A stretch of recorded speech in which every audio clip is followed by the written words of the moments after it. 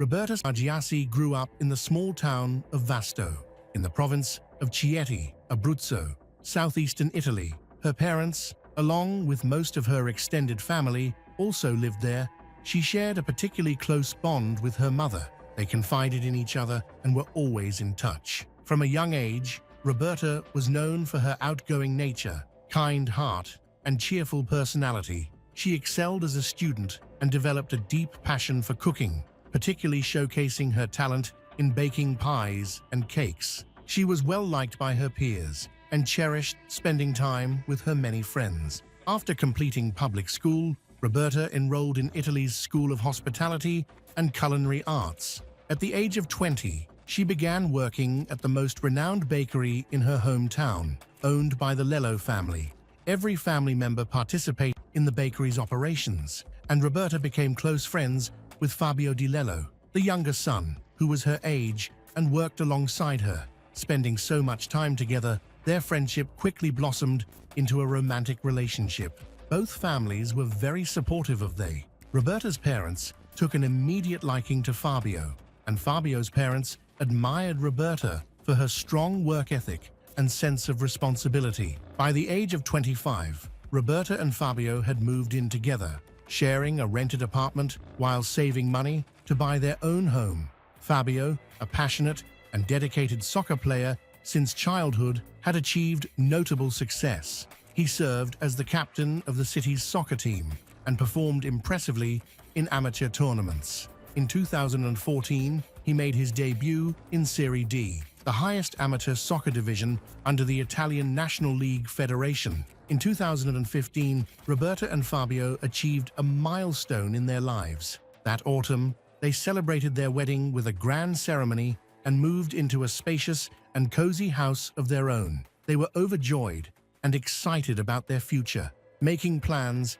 they were eager to fulfill, plans that would tragically never come to fruition. On the morning of Friday, July the 1st, 2016, Roberta, then 34, called her mother, as she did every day. She suggested having dinner that evening at her parents' house, intending to gather everyone there to share exciting news. Keeping the announcement a surprise, she planned to reveal it at dinner and agreed with her mother to prepare the meal and set the table together. Around 2 p.m., Roberta left her house on her scooter, heading to her parents' home, just a few kilometers away, a trip that usually took about 10 minutes. Tragically, Roberta never arrived. While passing through one of the busiest intersections in town and carefully obeying traffic rules, a Fiat Punto sped through a red light from the opposite lane and collided violently with her scooter. The car then crashed into another vehicle. The force of the impact threw Roberta into a metal pole and onto the sidewalk. She sustained a severe, traumatic brain injury, lost a significant amount of blood, and was barely alive by the time emergency services arrived. Paramedics were astonished that Roberta was still alive, given the extent of her injuries. She was rushed to the nearest hospital and immediately taken into surgery. Despite the efforts of the top surgeons, who worked tirelessly for nearly an hour, her injuries were simply too severe. Roberta passed away without regaining consciousness. The drivers of the other two vehicles involved in the crash suffered only minor injuries and did not require hospitalization. The driver of the Fiat Punto was identified as 21-year-old local resident Italo De Lisa. He remained at the scene visibly shaken and did not attempt to flee. He waited for the police to arrive, cooperated fully, and explained what had happened. He admitted he had briefly taken his eyes off the road and failed to notice the traffic light turning red. By the time he realized, it was too late to avoid the collision.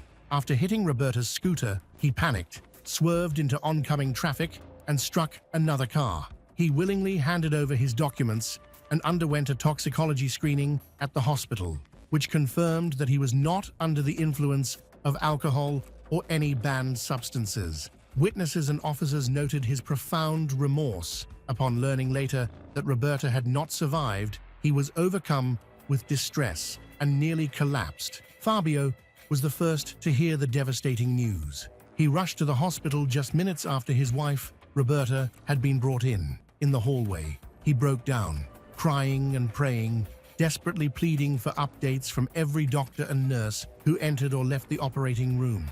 About 30 minutes later, the surgeon came out and, after a pause, informed Fabio that they had done everything possible, but Roberta could not be saved. Fabio's reaction was heartbreaking. Stunned and in denial, he repeatedly begged to see Roberta, clinging to the hope that there had been some mistake.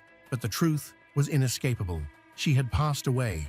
As the reality sunk in, Fabio was overtaken by grief and anger. Overwhelmed, he reportedly wanted to confront the person responsible immediately. Hospital staff had to physically restrain him and escort him to a private room where he was given a sedative to calm down. At the same time, Italo, the driver responsible for the crash, was deeply shaken, repeatedly saying he didn't deserve forgiveness. Meanwhile, Roberta's parents were growing anxious. Their daughter was overdue and not answering her phone. They began calling Fabio, who initially didn't pick up. When he finally answered, he tearfully broke the tragic news. Within 15 minutes, both Roberta's and Fabio's families gathered at the hospital, struggling to process the devastating loss. Their vibrant and joyful lives, filled with dreams and plans, had been shattered in an instant. Instead of celebrating Roberta and Fabio's upcoming anniversary, they were now faced with the unimaginable task of saying goodbye to her. Roberta was laid to rest on July 3, 2016, just 2 months before what would have been her and Fabio's first wedding anniversary. The farewell took place in the same church where they had recently pledged their love and commitment. The priest who officiated their wedding also led this deeply somber memorial service. The small church overflowed with mourners. So many people came that not everyone could fit inside. Roberta was beloved and well respected in her community, and friends, neighbors, and colleagues gathered to honor her memory and support her grieving family. The tragedy left the entire town in shock. Few could believe she was truly gone. The man responsible for the fatal crash, Italo, did not flee the scene. He cooperated fully and underwent medical testing at the hospital. He was completely sober and had no history of mental illness or emotional instability. The crash happened at a busy intersection, equipped with multiple traffic cameras. The police reviewed footage from 4 different angles, clearly capturing the accident. Investigators also retrieved surveillance videos showing the routes both drivers took prior to the crash. The footage revealed that both vehicles had adhered to traffic laws and speed limits. However, at the crucial moment, Italo failed to stop at a red light. He drove through the intersection, colliding with the scooter Roberta was riding. After hitting Roberta, Italo's Fiat Punto struck another car coming from the opposite direction. Fortunately, the driver of the second car was not seriously injured, and his vehicle damage was covered by insurance, so he did not pursue legal action.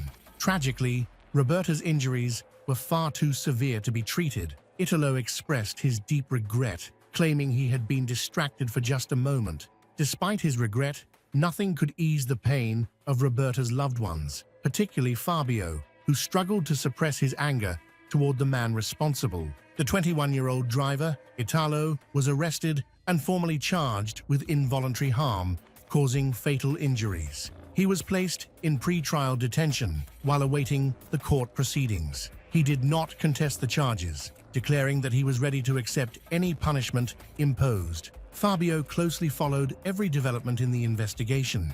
He meticulously reviewed all available evidence and met with detectives daily in his search for answers and any additional leads. Fabio strongly rejected the official findings, convinced that Italo or his family had influenced the authorities to minimize his responsibility for the accident. Fabio believed the crash was caused by substance use and was determined to keep the case in the public eye. Fabio organized protests and marches, demanding full accountability from Italo for the fatal accident. Many people, especially those who had known Roberta, supported him. Fabio also launched an aggressive online campaign against Italo and his family, accusing him of intentional misconduct, banned substance use, and claiming that his relatives had bribed officials to tamper with the toxicology report.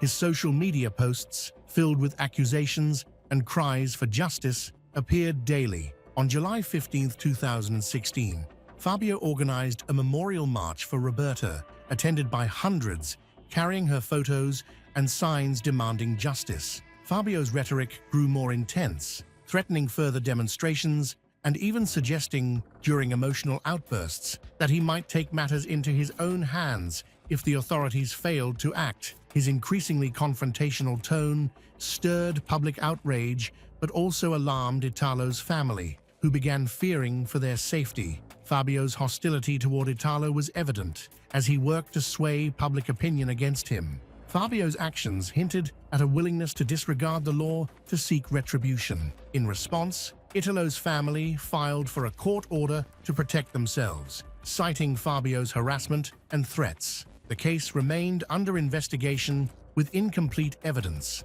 but the situation was becoming dangerously volatile and required urgent legal action. On July 20th, Fabio was issued a court order barring him from accusing Italo of a crime, inciting hatred, posting harmful content online, or encouraging hostility toward Italo or his family. Fabio complied, but abruptly withdrew from public advocacy, leaving others unsettled by his silence. Every day, Fabio visited the grave of his late wife, Roberta, bringing fresh flowers. He spent hours there, sometimes standing silently, other times kneeling, crying, or praying. His family, hoping he just needed time to grieve, chose not to intervene, but his behavior only escalated. Fabio erected a memorial at the accident site and turned Roberta's gravesite into a detailed tribute with photos from their happiest moments. He began spending entire days at the cemetery.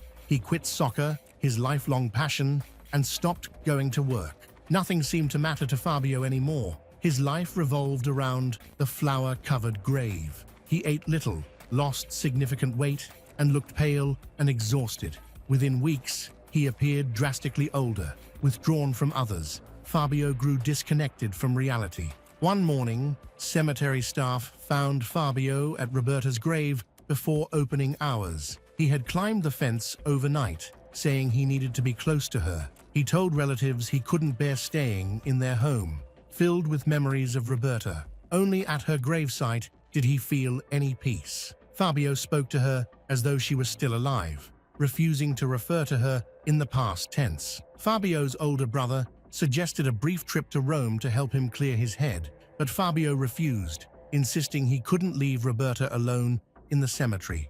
This was a clear sign that Fabio needed more than the support of loved ones. He required urgent professional psychiatric care. Fabio's brother and other family members dismissed his concerning words and erratic behavior, believing time would heal him. Unfortunately, they were tragically wrong. Meanwhile, the parents of Italo, who was still in custody, hired a top attorney to defend their son. The lawyer was confident from the start, highlighting that Italo had no prior criminal record, rarely broke traffic laws, and tested sober at the time of the incident. While the attorney admitted that running a red light was a mistake, he argued there was no evidence to support serious charges, such as premeditated intent. He also pointed out that Italo had followed the speed limit throughout his drive, and it remained unclear what had distracted him. To support their case, the defense presented character testimonials from Italo's school and workplace,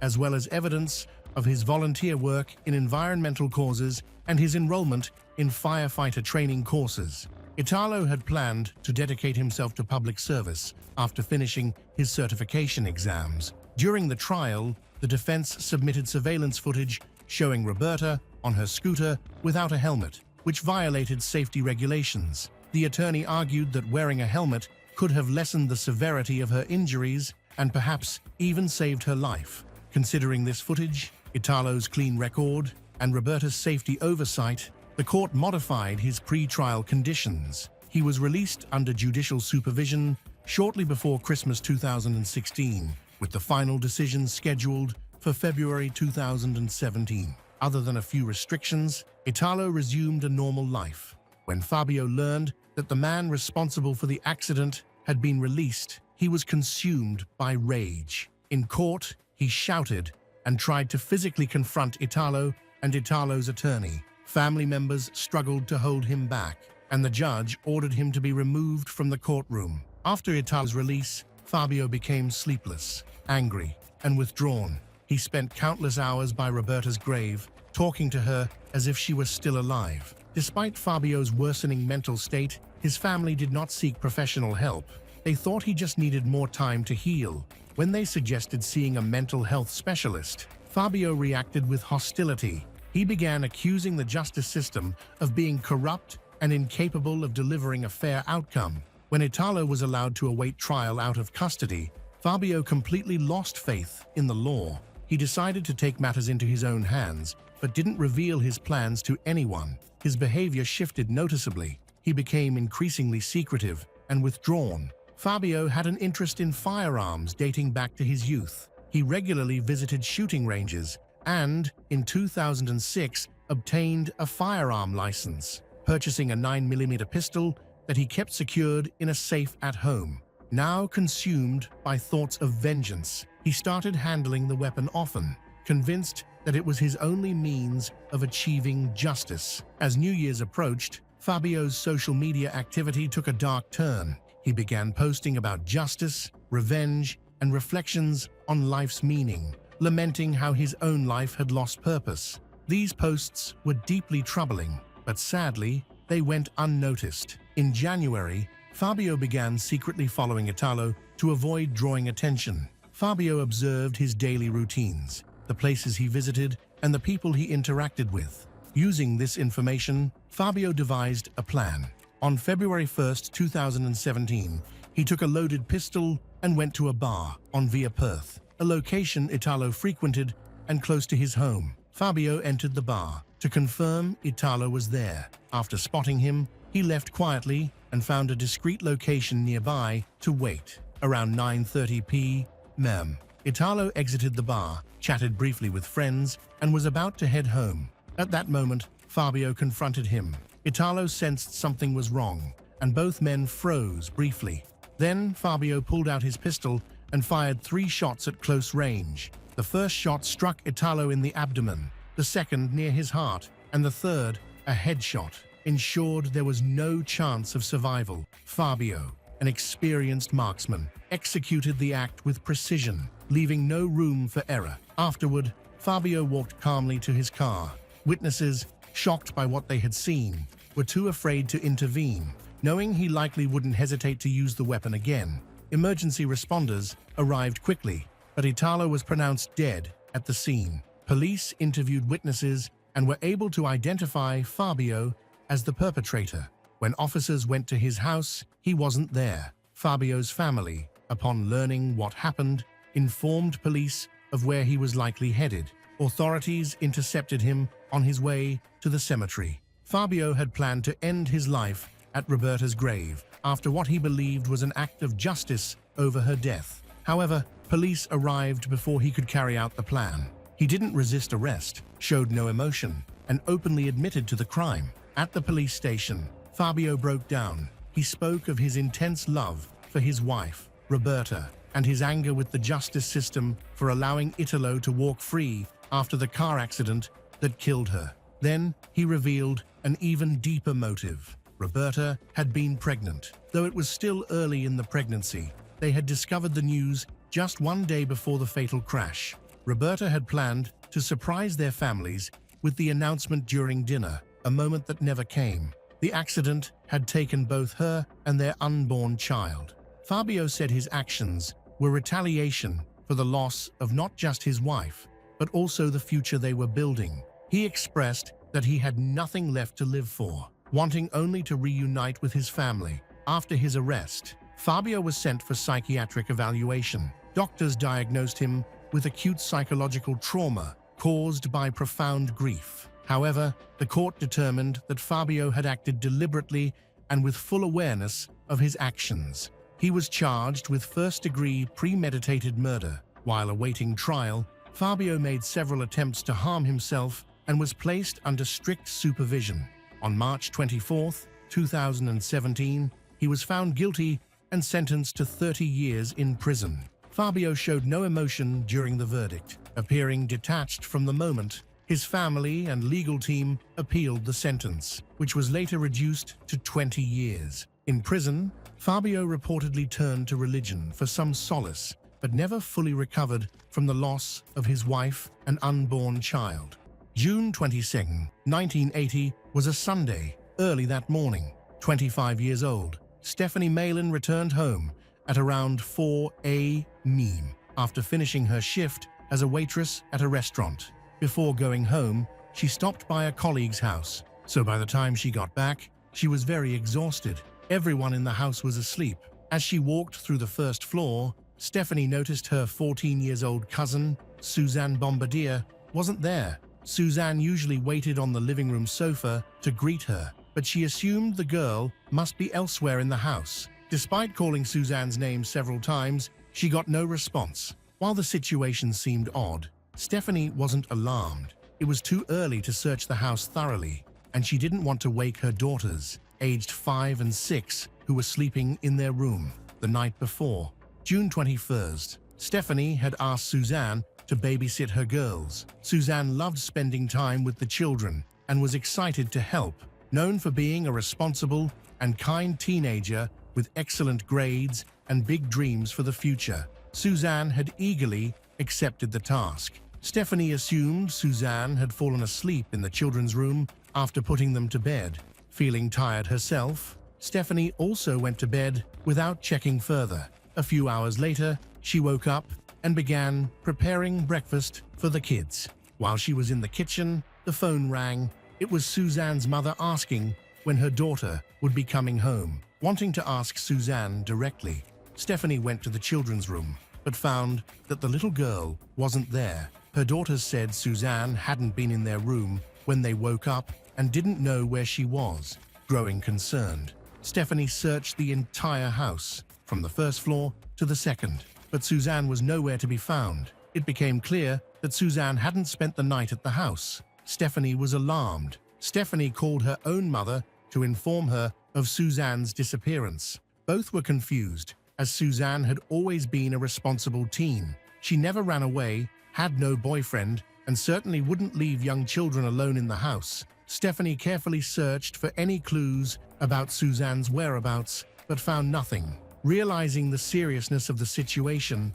she and her mother contacted the police. Law enforcement officers arrived and began investigating. They asked when Suzanne was last seen. Stephanie recounted that on the evening of June 21st, she was preparing for her restaurant shift and asked Suzanne to watch the kids. After work, Stephanie planned to stop by a co-worker's birthday party. At around 8 p.m., Stephanie called home and asked Suzanne to bring her some clean clothes to work. Suzanne agreed and brought them. That was the last time Stephanie saw Suzanne. After delivering the clothes, Suzanne headed back home. Stephanie watched her cross the street and waved goodbye. This account was corroborated by Stephanie's daughters and her co-workers. The children confirmed that Suzanne returned home, gave them dinner, and helped tidy up their toys. They also remembered what Suzanne was wearing: a nightgown and a red robe. Suzanne wasn't dressed to go out, which suggested she wasn't planning to leave the house. After putting the children to bed, Suzanne intended to watch TV or read a pastime she enjoyed. She was supposed to spend the night at Stephanie's house and head home the next morning after breakfast. At around 1:30 a.m., while at her co-worker's birthday party, Stephanie called home again to check in. Suzanne answered promptly and reassured her that everything was fine. The children were safely asleep, and Suzanne, feeling tired, was getting ready for bed. This phone call was the last confirmed contact anyone had with Suzanne. Using eyewitness accounts, investigators pieced together a rough timeline of the incident. Suzanne disappeared within a 2-hour window between 1:30 a.m., when Stephanie last called home, and 4 a.m., when Stephanie returned home and realized Suzanne was missing. The police initially suggested she might have run away, but her mother and sister rejected this possibility. Suzanne was calm, mild-mannered, and had no history of conflict with her family or aggressive behavior. Her teenage years were uneventful, and there was no reason to believe she would have left voluntarily. Moreover, her belongings, including her bag, clothes, and shoes were left behind. It was highly unlikely that she would have run away wearing just a robe and slippers. The possibility of a kidnapping was considered. Detectives theorized that burglars might have broken in and encountered Suzanne, either as an unintended witness or because she attempted to intervene. However, this seemed improbable. No valuables or belongings were missing from the home, according to Stephanie, and there were no signs of forced entry or a struggle. Given the lack of disturbance, detectives speculated that Suzanne may have voluntarily allowed someone she knew into the house or left with them willingly. The lack of any evidence of a struggle or violence in the home. Everything was undisturbed, added to the mystery. The children sleeping in adjacent rooms heard nothing unusual. Investigators also questioned nearby neighbors in the townhouse complex. Families in neighboring units, who might have overheard something through the walls, reported nothing suspicious. Suzanne's disappearance shocked the quiet neighborhood and became the focal point of concern throughout the district. From the start, the case appeared inexplicable, and detectives struggled to find solid leads. Authorities combed the area around the house and thoroughly searched the premises, but found no new evidence. Neighbors and Suzanne's school community were interviewed, but no one had valuable information. Residents hadn't seen any unusual people or vehicles in the area. That Sunday evening had been an ordinary night, and given the time period, CCTV cameras were not yet common. The lack of surveillance made it harder for detectives to progress, and the investigation hit a dead end. Desperate for leads, police appealed to the public for any information. They received tips from several witnesses, but none panned out. 5 days after Suzanne's disappearance, there were still no breakthroughs or new evidence. Detectives began to suspect the worst, that Suzanne may have been killed, though her family refused to accept this possibility and clung to hope that she would be found alive. In the meantime, Suzanne's family worked tirelessly to spread awareness of her disappearance. They plastered the streets with flyers and distributed them widely. Investigators examined the family's immediate environment, but found no one who posed a potential threat to Suzanne. Her social circle didn't include any troublemaking teens. Detectives also started reviewing the profiles of local criminals with histories of abuse or violent offenses, but each had a verified alibi. The case took a tragic turn on June 27th, about 100 kilometers from where Suzanne lived. A man fishing on the San Joaquin River spotted something unusual in the water. Upon closer inspection from his boat, he discovered the naked body of a girl, washed up by the riverbank near a bridge. The man immediately alerted the police. The body was retrieved and sent for forensic analysis. Although it had been in the water for several days and had begun to decompose, the decomposition was not severe enough to erase all evidence related to the case. The forensic expert determined that the girl had been abused, and her death was caused by a stab wound to the chest. The victim had no identification or personal belongings that could help identify her. Authorities began checking local missing person reports and found one from the Bombardier family that stood out. Due to the warm season and the body's exposure to water, the body had swollen, making identification difficult. Ultimately, dental records confirmed the victim was Suzanne Bombardier. The forensic team collected evidence related to the crime and made attempts to study the perpetrator, but the technology of the 1980s was limited. At the time, there was no database to compare information, so law enforcement could only file the collected evidence and continue the search. Suzanne's disappearance was later classified as a murder investigation, with two main suspects identified: a man with a history of violence who lived near Stephanie's home, and Stephanie's ex-boyfriend, who had been behaving erratically.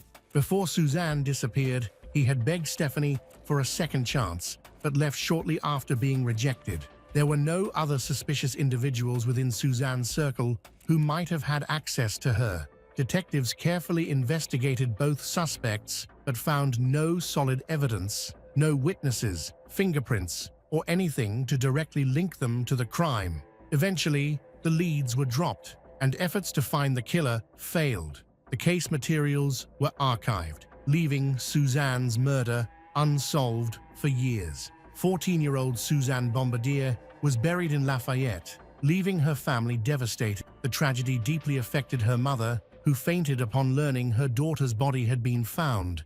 The blow was made even crueler when, shortly after the terrible news, Suzanne's school report card arrived, showing only excellent grades. The community was shaken and outraged by the failure to find her killer. Concerned citizens often called the police station with leads, but none of them proved to be useful. Over the years, investigators tried several times to analyze the criminal's DNA found on Suzanne's body. In the 1990s, despite progress in building DNA databases, poor sample quality and limited technology hampered the process. By the 2000s, the case had faded from public memory, remembered only by Suzanne's family and community elders determined to see justice served. In 2014, local journalist Jennifer Kathleen Gibbons learned about the case and was shocked that the killer had never been caught and might still be free. She located Suzanne's grave and started blogging about the crime, speaking in depth with Suzanne's family, residents, and retired detectives. Her regular posts reignited public interest in the case, sparking questions about why the killer remained unpunished. Although the police have not given up on the case, Jennifer's posts have increased public pressure, prompting the police to step up their investigation to find answers. In 2015, a newly formed cold case task force revisited Suzanne Bombardier's murder. Several police officers requested the sheriff's approval and resources to address this tragic unsolved case. DNA samples from Suzanne's case were retrieved from the archives, and the team, consisting of dedicated law enforcement professionals, began the challenging work of reviewing the decades-old evidence. Suzanne's case was the oldest unsolved violent crime in Antioch. The timing of the investigation was deliberate, as advancements in forensic technology could now analyze degraded or limited DNA samples, tools that hadn't been available during the original investigation. With renewed hope and determination, investigators sought to finally bring Suzanne's killer to justice. Nearly 40-year-old evidence was sent to the San Mateo County Medical Examiner's Lab, enabling investigators, for the first time, to create a complete DNA profile of the killer.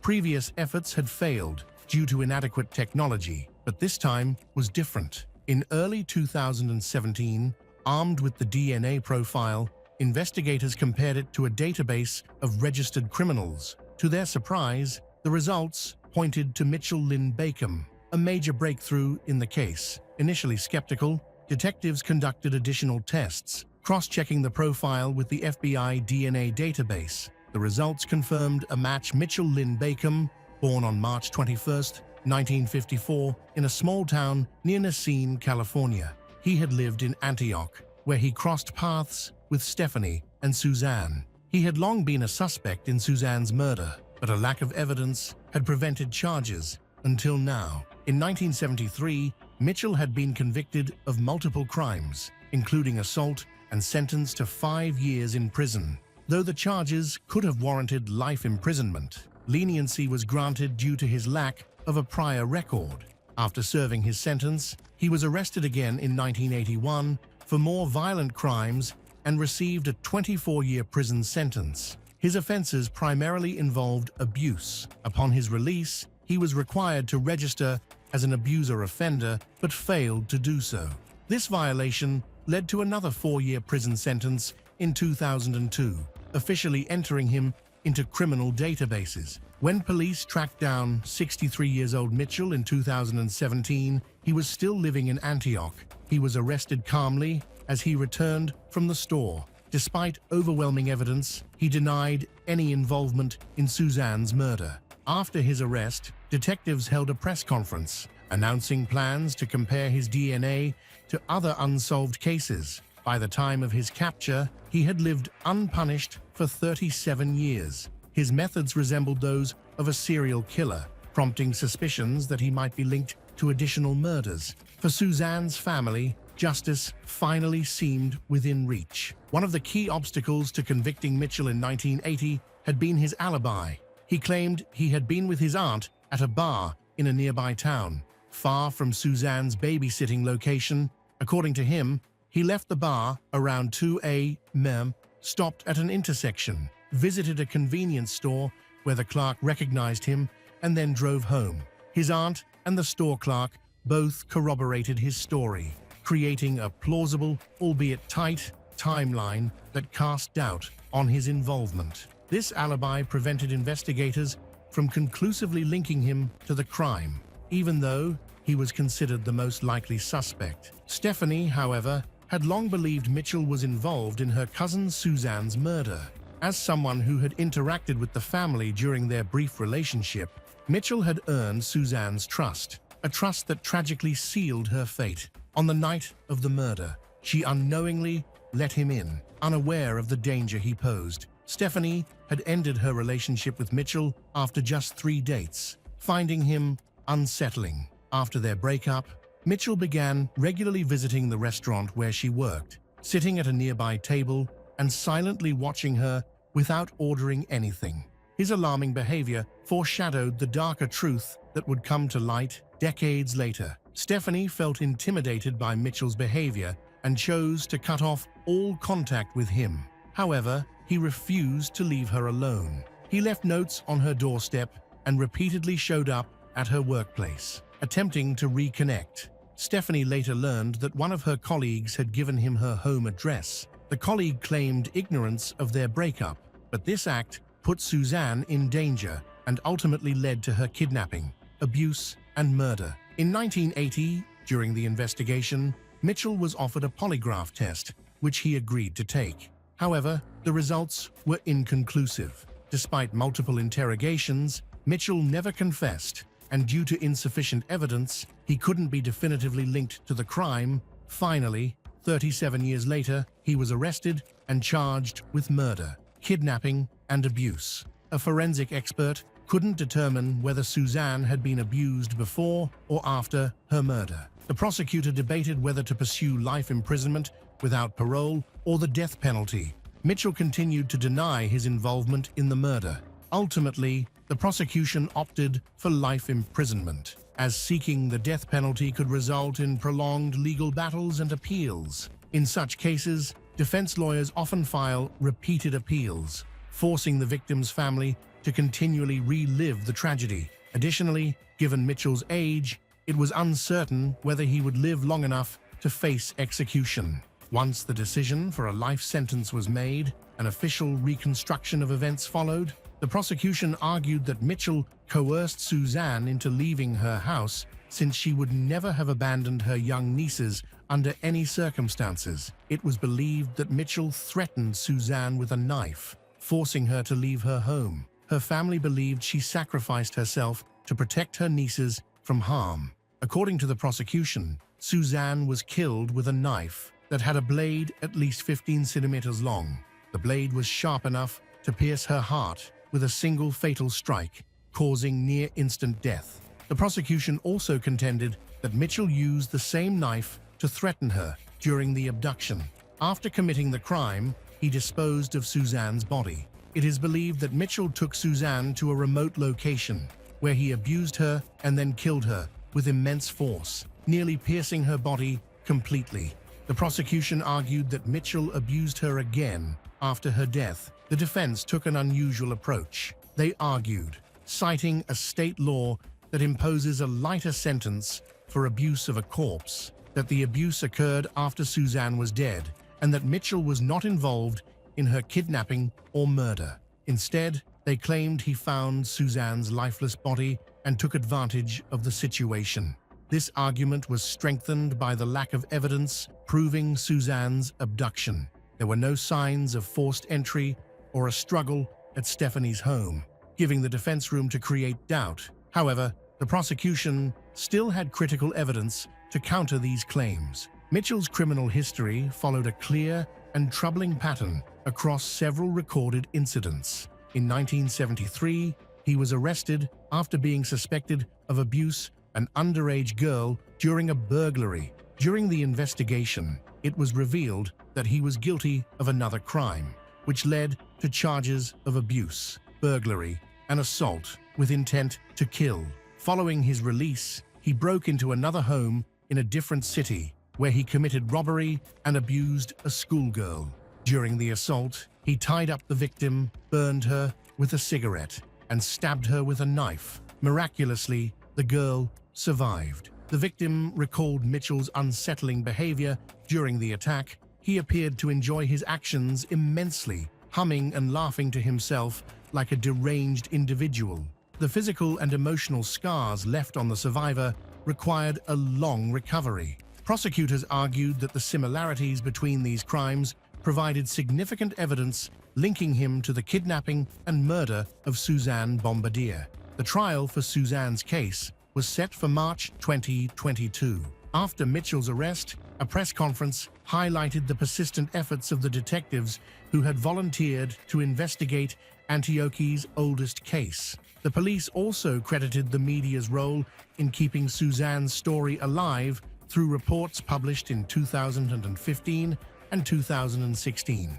Authorities stressed the possibility of Mitchell being involved in other violent crimes around the U.S. In their appeal to the public, they urged anyone with information about his involvement in other crimes to contact the Antioche Police Department. They reassured people that Mitchell was now in custody and posed no threat, encouraging past victims or witnesses to come forward.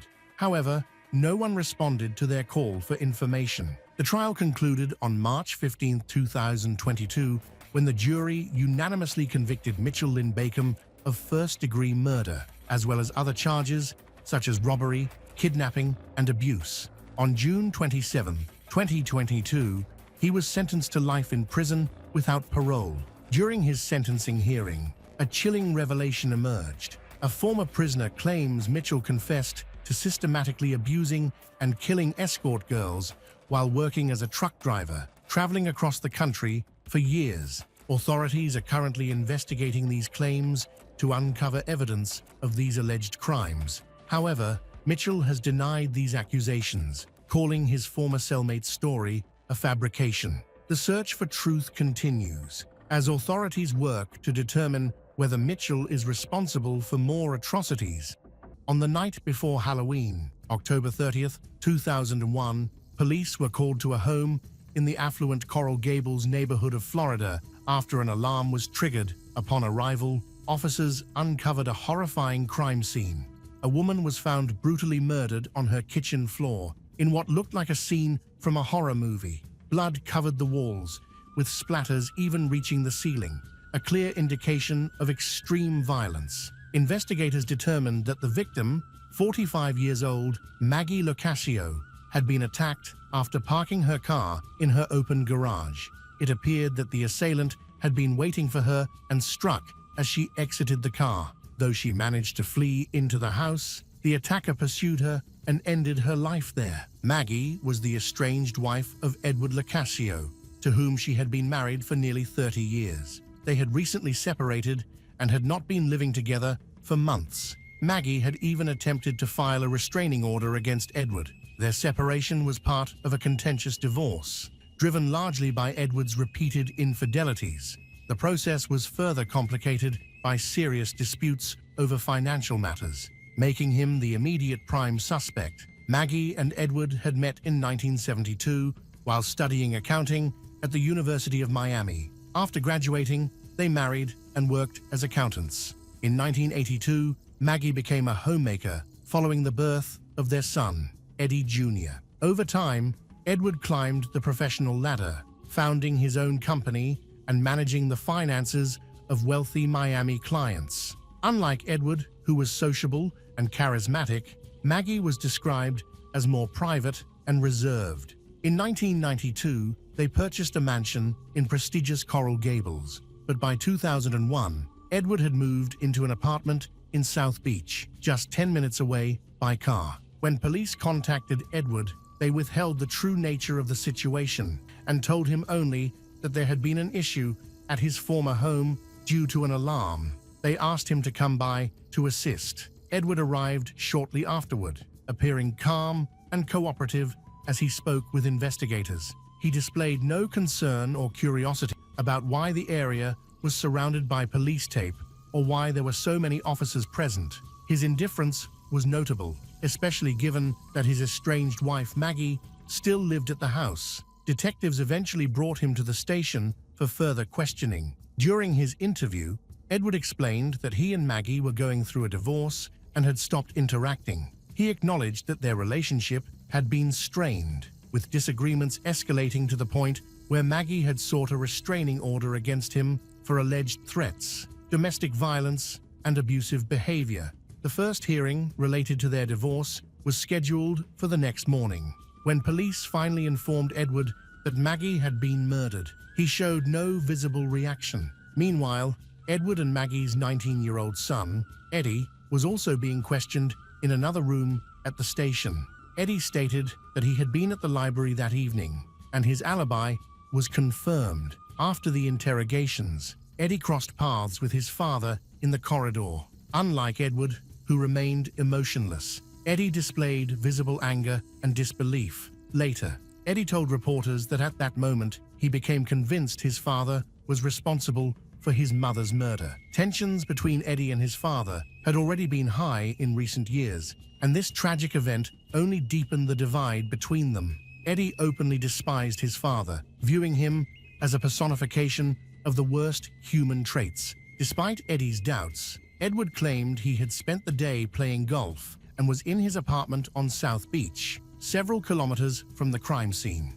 At the time of the alleged murder, CCTV footage from his apartment confirmed his alibi, proving he couldn't have been the killer. Even though Edward was quickly ruled out as the perpetrator, the police remained suspicious of him.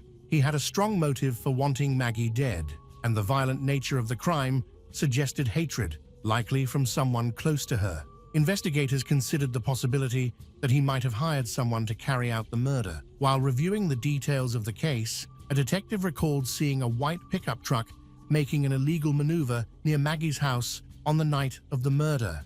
Although he had wanted to stop the driver, he was responding to an emergency call at Maggie's residence. Now, he suspected the truck's driver might have been fleeing the crime scene. When asked if he knew anyone who owned a white pickup truck, Edward denied it. The investigation intensified, and the next day, a local resident contacted authorities about a small sports bag found in the bushes between his property and Maggie's house. The bag turned out to be crucial evidence. Inside were a blood-stained knife, bloody clothing, and Maggie's stolen credit cards. The bag was sent to a crime lab for analysis, where investigators hoped to find DNA, fibers, or fingerprints to identify the killer. 2 days after Maggie's death, Edward reported a break-in at his office. Police found no evidence of theft, but the office was in disarray, with documents scattered on the floor, taking advantage of the situation.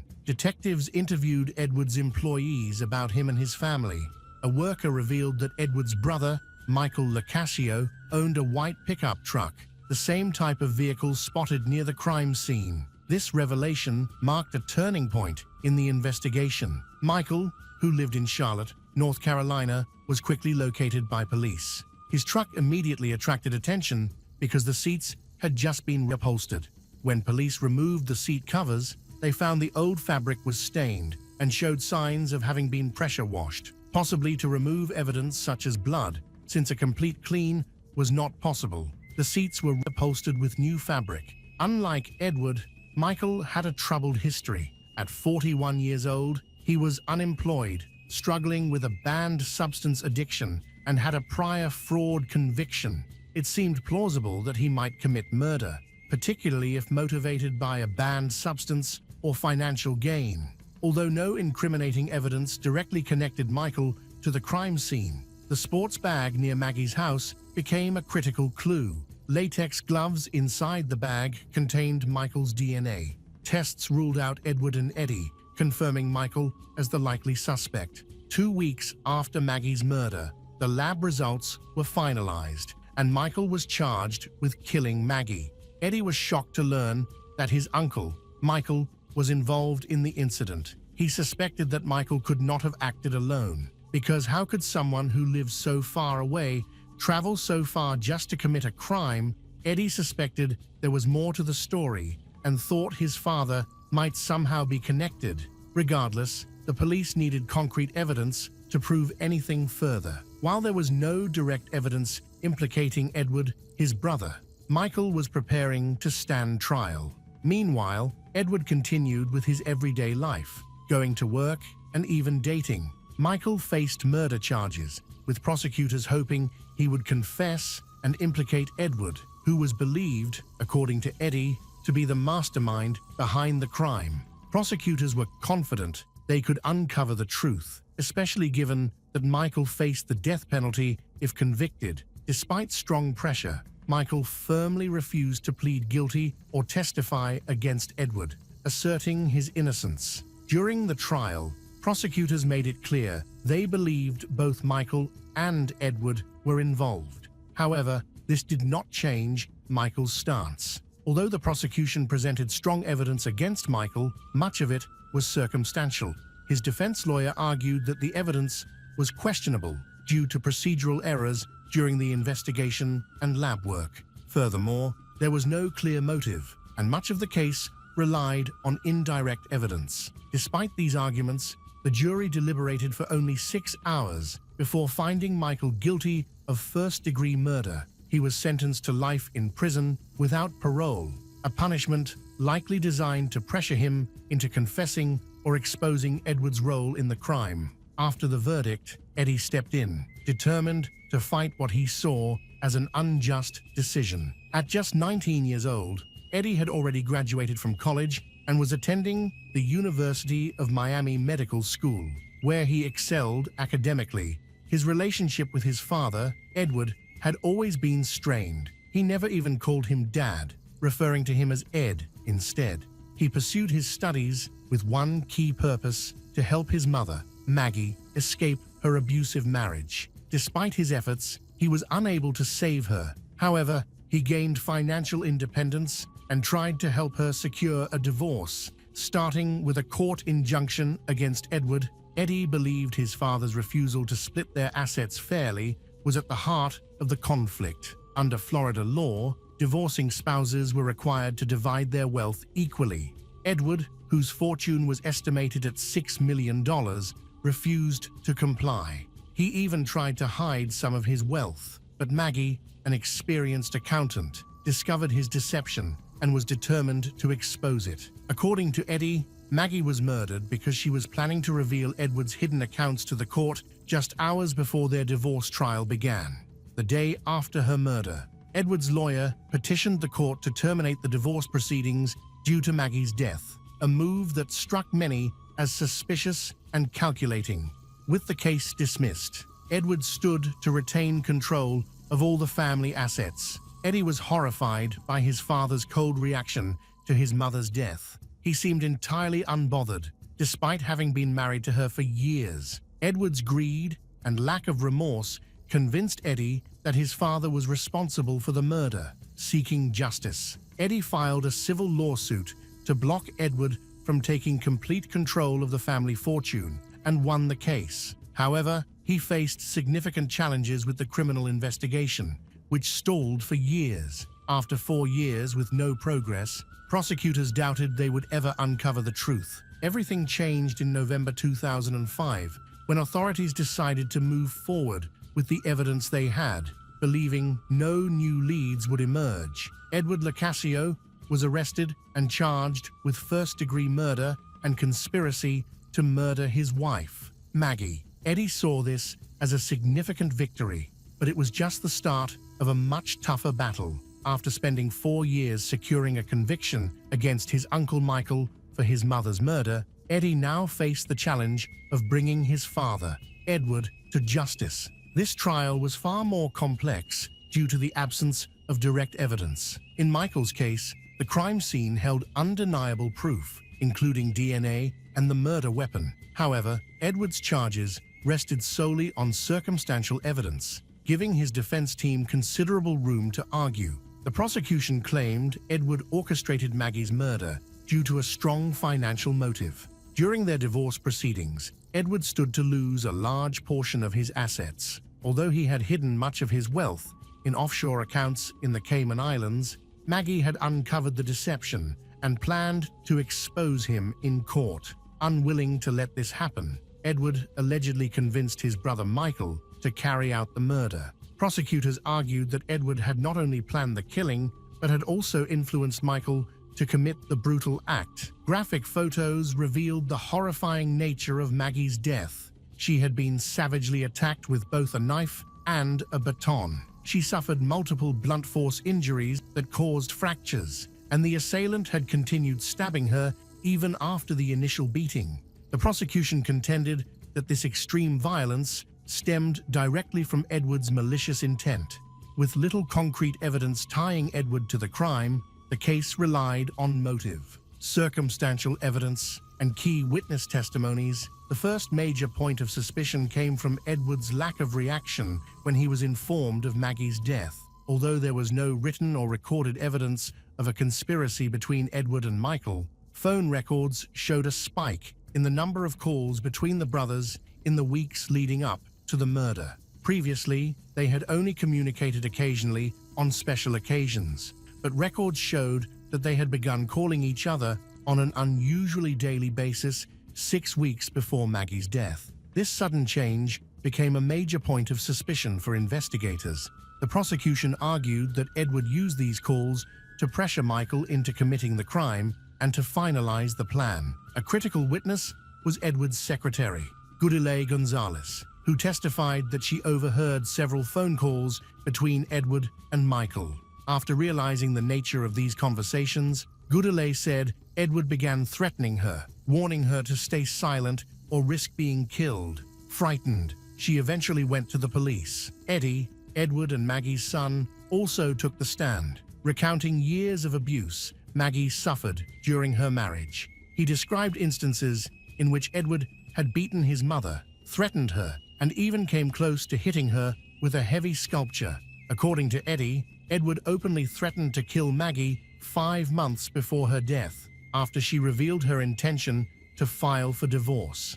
Tensions escalated when Maggie caught Edward having an affair with Eleanor Salazar, a masseuse. Eleanor also testified in court, stating that she was at Edward's house at around 11:30 p.m. on the night of the murder and witnessed a conversation between Edward and Michael. Surveillance footage from Edward's house supported Eleanor's account. The video showed Michael arriving at Edward's home around midnight, drenched and visibly distressed. He was seen gesturing wildly, which the prosecution interpreted as a sign that he had just finished cleaning blood out of his truck. Eleanor further testified that Edward later threatened her, warning that she would suffer a fate worse than Maggie's if she went to the authorities. Surveillance footage partially verified Edward's whereabouts that night. While bolstering Eleanor's credibility, financial records also uncovered Edward's multi-million-dollar offshore accounts, which he had concealed during the divorce to limit what Maggie could claim. This financial evidence reinforced the prosecution's claim about Edward's motive, emphasizing that Maggie's knowledge of his hidden assets posed a serious threat to him. Edward's behavior after the murder raised serious concerns. He quickly moved on with his life, even starting a new relationship. During an argument with his new girlfriend, Edward allegedly threatened her, stating that she would end up like his wife. Alarmed by this threat, she decided to report it to the police. In court, the prosecution presented a gruesome reconstruction of the murder. Using a mannequin, they demonstrated how Michael brutally attacked Maggie. She suffered 8 blows to the head with a metal baton, but remained conscious and tried to defend herself. The assault bent the baton, rendering it useless. Maggie sustained severe defensive injuries, including nearly losing a finger while trying to protect herself. Despite her resistance, Michael continued his attack, pinning her against a wall and eventually standing on her chest to ensure her death. Blood evidence found throughout the house supported the prosecution's narrative. However, Edward's defense focused on the lack of direct evidence linking him to a conspiracy with Michael. There were no written or recorded agreements or explicit discussions about the crime. However, the prosecution asserted that Edward had a clear motive, suspicious behavior, and personality, and called on the jury to consider the circumstantial evidence and witness testimony. Following the murder, no money was transferred to Michael, and Edward did not provide him with any support while he was in prison. Michael appeared to gain nothing from the crime and had no clear motive to kill Maggie. Initially, investigators speculated that the killer might have had a secret relationship with Maggie, but there was no evidence to confirm this, as they had no prior contact. Edward's lawyer argued that the attack was random, possibly driven by Michael's mental state or substance abuse. In contrast, the prosecution maintained that Edward had strong motives to want his wife gone. Adding to the complexity, Edward's defense painted him as a kind and loving husband and father. They presented photos of a happy family life and called witnesses to attest to his character. The defense also attempted to shift the narrative by suggesting that Eddie, Edward's own son, may have had a financial motive to target his father in order to inherit the family's wealth. The most damaging testimony came from Edward's secretary, Goodallay. She testified that Edward had threatened her and stated that Michael would kill Maggie. The defense countered by arguing that Goodallay's story had changed multiple times, which weakened her credibility. The prosecution explained her inconsistencies as stemming from her discomfort with Edward's explicit and obscene language, which she rephrased for the jury. Nevertheless, her changing story raised questions about her reliability. Further complicating the situation, the defense pointed out that Goodallay was in a long-term romantic relationship with the lead detective on the case, which raised ethical concerns. By the time of Edward's trial, she had been living with the detective for over a year. The defense argued that this relationship undermined her testimony, suggesting that her involvement was part of a deliberate effort to bias the case against Edward. Another key point presented by the prosecution was the 39 phone calls exchanged between Edward and Michael over the course of 6 weeks. Previously, the brothers had little to no contact, often going years without speaking. The content of these calls remains unknown. The defense argued that the calls were innocent, suggesting that the brothers had simply grown closer during Edward's divorce proceedings. However, the dramatic increase in communication heightened the suspicion surrounding Edward's involvement. The argument that Edward had a financial motive for murder was dismissed. Even if he had lost half of his assets in a divorce, he would still have remained a millionaire, making it illogical for him to take such a drastic action. The defense also claimed that Michael, due to his struggles with addiction and mental health issues, might have committed the crime without having a clear motive. They suggested Michael could have misinterpreted Edward's frustration over the divorce and acted impulsively against Maggie. Furthermore, the defense argued that Michael's unstable nature would have made it unlikely for him to remain silent and not implicate Edward, especially when facing the death penalty. After both sides presented their cases, the jury deliberated for several days. The case was challenging, as it relied primarily on circumstantial evidence. Initially, the jury debated Edward's and Michael's motives, but eventually focused on Edward's potential financial incentives and Michael's apparent lack of motive. On the third day of deliberations, the jury reached a verdict. Edward Locascio was found guilty of first-degree murder. His son, Eddie, and his grandmother were present at the sentencing.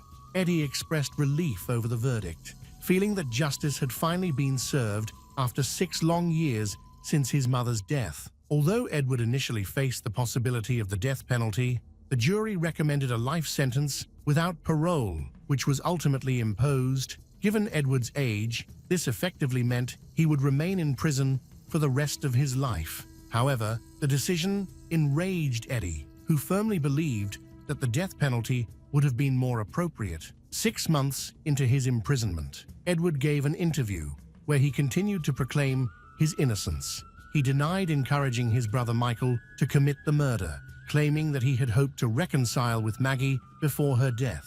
He insisted he never believed Michael was capable of such a brutal crime and alleged that both he and Michael had been framed. Michael also maintained his innocence and never confessed. Nevertheless, DNA evidence confirmed his involvement, and the timing of the murder, just before a contentious divorce hearing, was difficult to dismiss as mere coincidence. During the interview, Edward suggested that his son, Eddie, may have orchestrated the crime.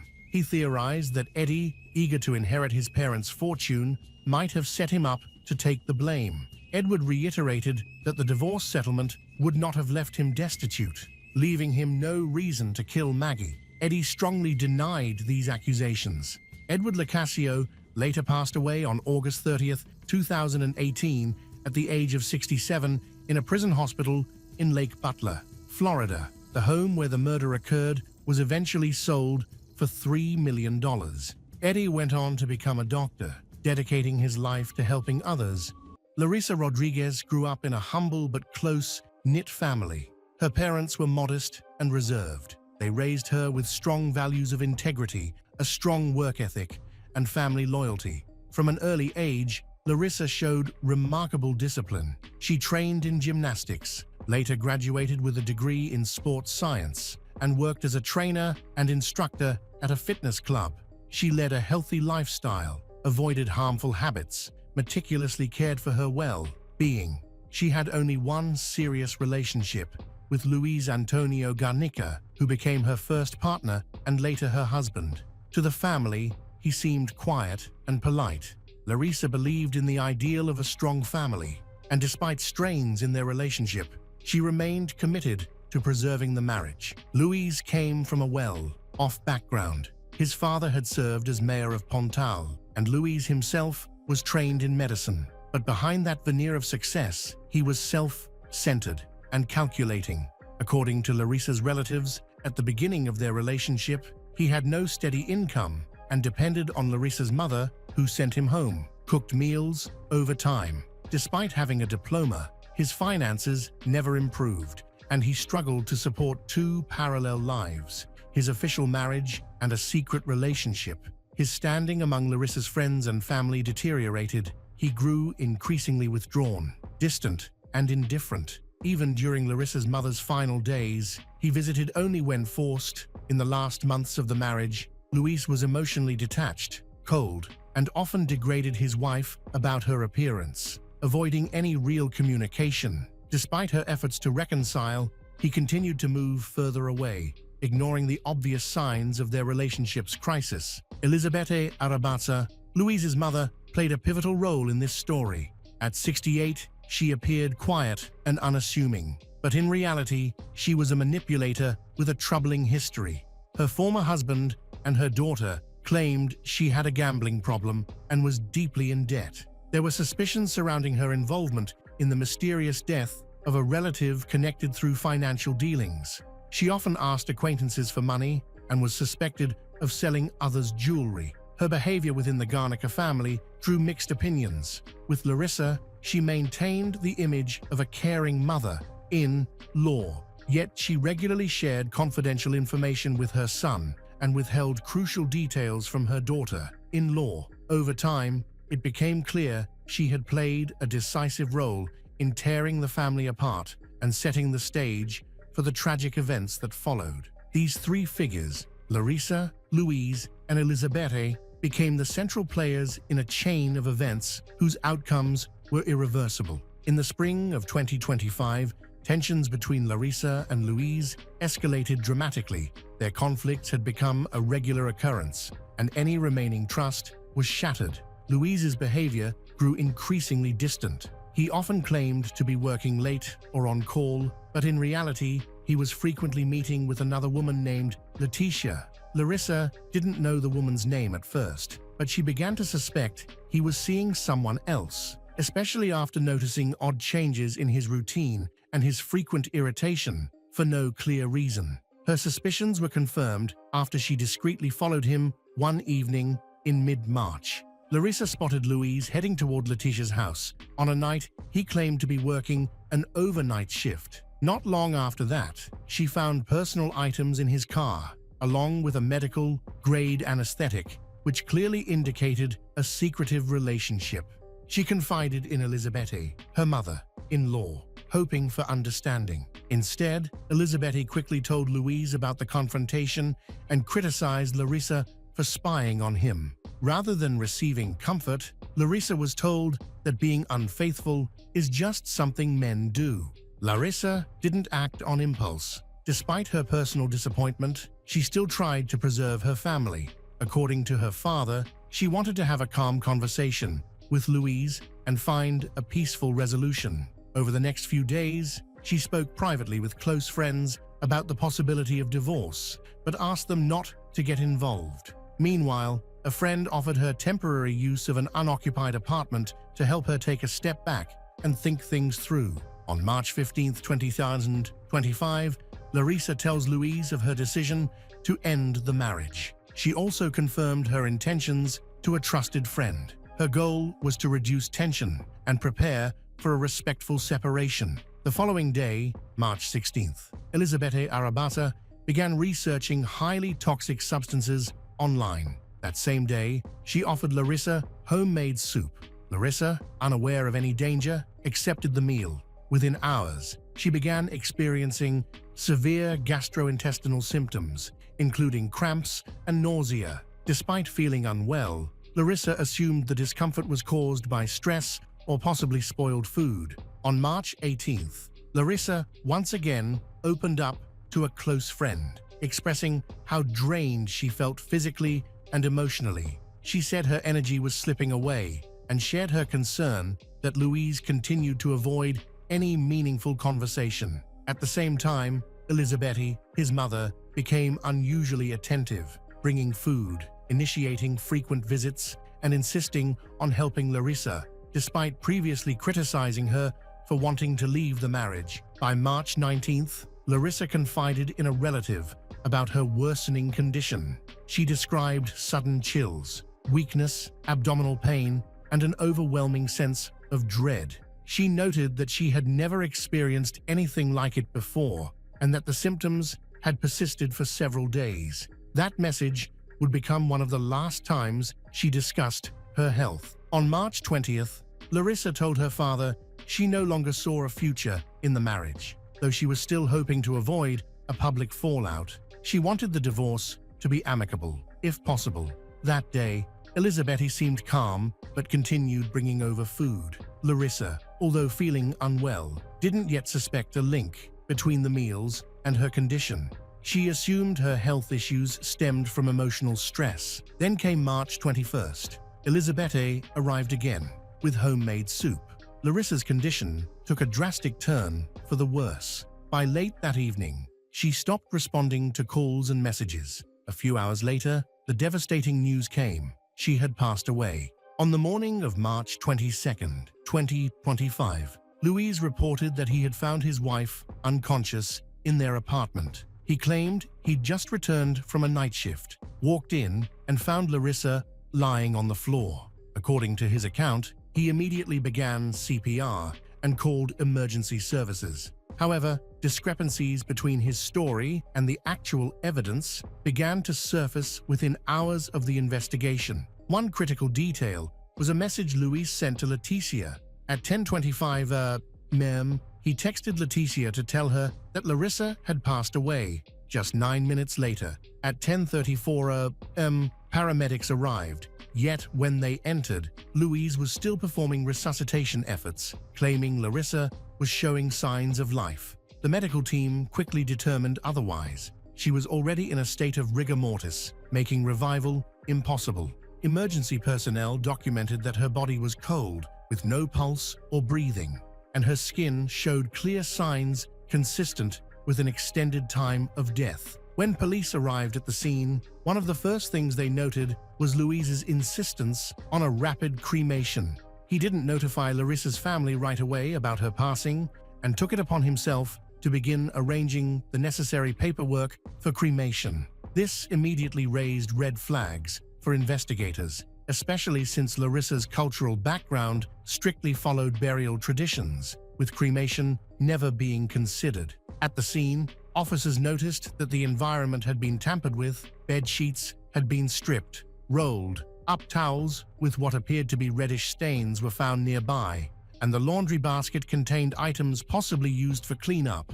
The paramedic examining Larissa's body took note of undigested food in her stomach. This detail would later become a critical piece of evidence. prompting a full toxicology analysis. The initial assumption of a sudden cardiac event began to shift toward concerns about a possible poisoning. Louise's behavior on the day Larissa died seemed artificial, as if he were acting to make her death look like a sudden accident. The timeline, the messages he sent, and his behavior before and after emergency services arrived painted a picture that seemed increasingly rehearsed. At first glance, Louise seemed like a distraught husband caught in a crisis, but as investigators dug deeper, examining documents, message logs, and expert findings, the surface narrative started to unravel. Attention shifted from simply understanding what happened to examining who may have played a role in the moments immediately after Larissa's life ended.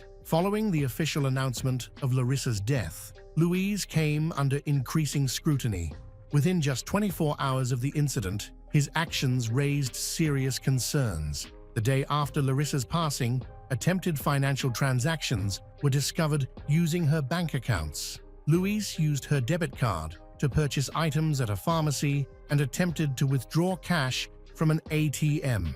Several of these transactions were flagged and declined due to suspicious activity. One attempt to access her savings account failed because of automatic security blocks. Later, bank officials confirmed that the attempted transactions originated from devices registered to Louise. At a local bank branch in Pontal, a teller reported an unusual request. Viviani, Louise's sister, attempted to obtain account information for Larissa. Despite having no legal authority to access those records, Larissa's account was registered in a different region, and Viviani's attempt to retrieve private financial data without a formal power of attorney was officially logged as an unauthorized access attempt. This incident immediately drew the attention of investigators. Meanwhile, Larissa's family, especially her brother and father, pushed for a thorough investigation into the circumstances surrounding her death.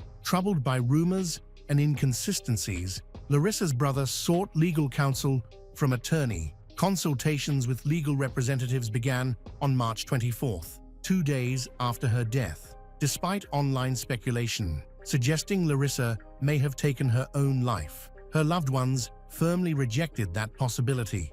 According to those close to her, Larissa had no history of mental health struggles, maintained an active lifestyle, was in therapy, and had clear plans for her future, including filing for divorce. The attorney hired by Larissa's family demanded that no cremation take place until a full toxicological analysis was completed. This move proved critical to the case. The pathologist ordered a comprehensive examination, including toxicology screenings. While the initial exam did not pinpoint an immediate cause of death, the lab tests became central to developing the leading theory. At the same time, investigators focused on digital evidence. Combing through text messages, GPS data, and call logs, recovered chats between Louise, Viviani, and others provided deeper insight.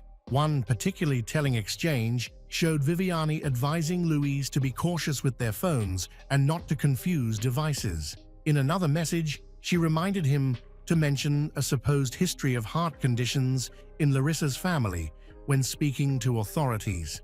These texts were interpreted as an attempt to shape a false narrative and create a medically plausible explanation for what had occurred. While the investigation remained active, the family's lawyer successfully petitioned to freeze all of Larissa's financial accounts and restrict access to her assets. Authorities across relevant agencies were notified. These legal safeguards were essential in preventing further unauthorized actions by Louise and those allegedly working with him. At this point, investigators completely ruled out end her own life. Every move Louise and Viviani made following Larissa's passing appeared calculated, aimed at reducing exposure and covering their tracks. These patterns were sufficient to launch the formal phase of criminal proceedings. Roughly 1 month before Larissa passed away, another family member died under mysterious circumstances, Natalia, daughter of Elisabetti. At the time, the incident received no public attention. Natalia lived in Pontal with a long-term partner in a domestic relationship. Shortly before her death, she had a major falling out with her mother. Elisabetta strongly opposed Natalia's plans to start a family and become a parent. Their arguments centered around inheritance issues and shares in the family business. Following the disagreement, Natalia's partner left the house, leaving her alone with Elisabetta, something relatives later described as highly unusual. In the days that followed, Natalia complained of feeling increasingly unwell. However, Elisabetta never sought medical help or contacted emergency services. Instead, she reached out to Louise and Viviani, who were in another city at the time. The drive from Ribeirão Preto to Pontal takes approximately 40 minutes. During this time, Natalia remained without assistance. By the time Louise and Viviani arrived, Natalia's condition had deteriorated significantly. She was later taken to a hospital where she died. Eyewitnesses claimed that despite his medical training, Louise didn't advocate for emergency care and seemed more focused on when the death certificate would be issued. This detail was documented and became the subject of further investigation. Initially, Natalia's death was classified as natural, but as Larissa's case unfolded, new findings began to cast serious doubt on that conclusion. One red flag was the unexplained death of Natalia's dog. 2 weeks before the tragedy, relatives reported that the dog had no known health issues. Authorities approved the exhumation of the pet for toxicology testing based on the theory that poison might have been tested on the animal. Natalia's father, Antonio, revealed during questioning that Elisabetta was facing serious financial problems. He stated Elisabetta had debts exceeding 300,000 reais, some of which were linked to gambling.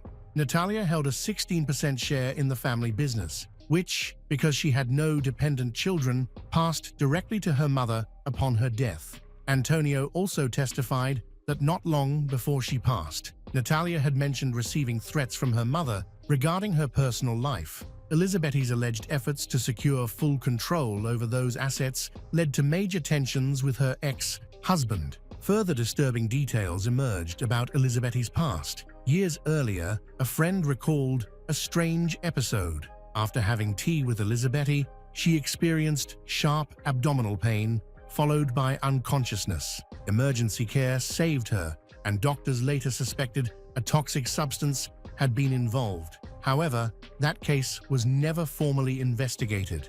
As Larissa's story gained public attention, more people connected to the Garnica family began stepping forward, sharing concerns about Elisabetta's behavior. After reviewing the series of suspicious patterns, investigators reached a preliminary conclusion. Natalia may have been the first confirmed victim, and her dog potentially part of a test run for what followed. The combination of poisoning, delayed medical response, concealed symptoms, and a motive rooted in inheritance formed a disturbing picture. From this point forward, the case took on a much broader scope.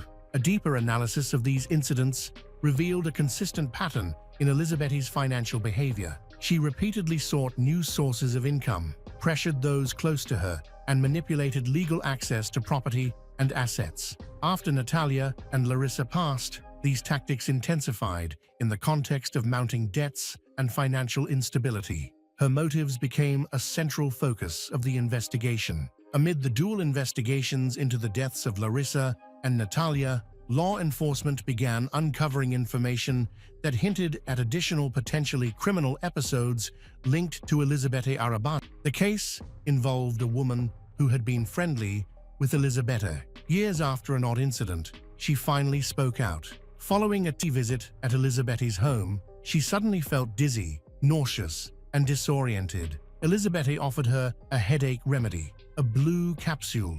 She took the pill, but was later hospitalized that night with suspected poisoning. Doctors documented toxic exposure to an unknown substance, but the woman never filed a report at the time.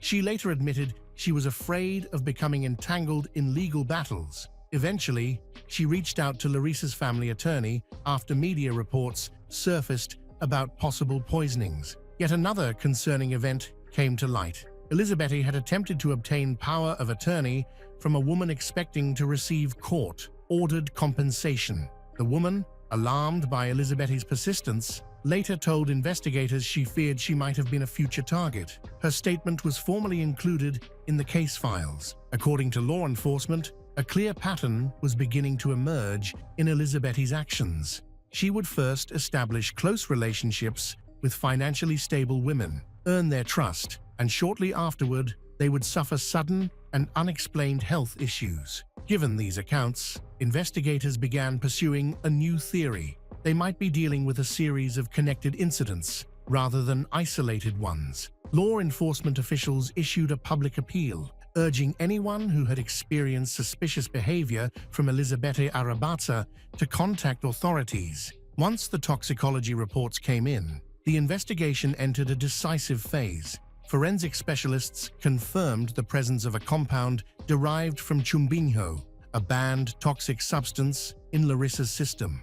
This finding was pivotal. Until then, Louise and Elisabetti had claimed that Larissa passed away from natural causes, but the chemical evidence completely debunked their story.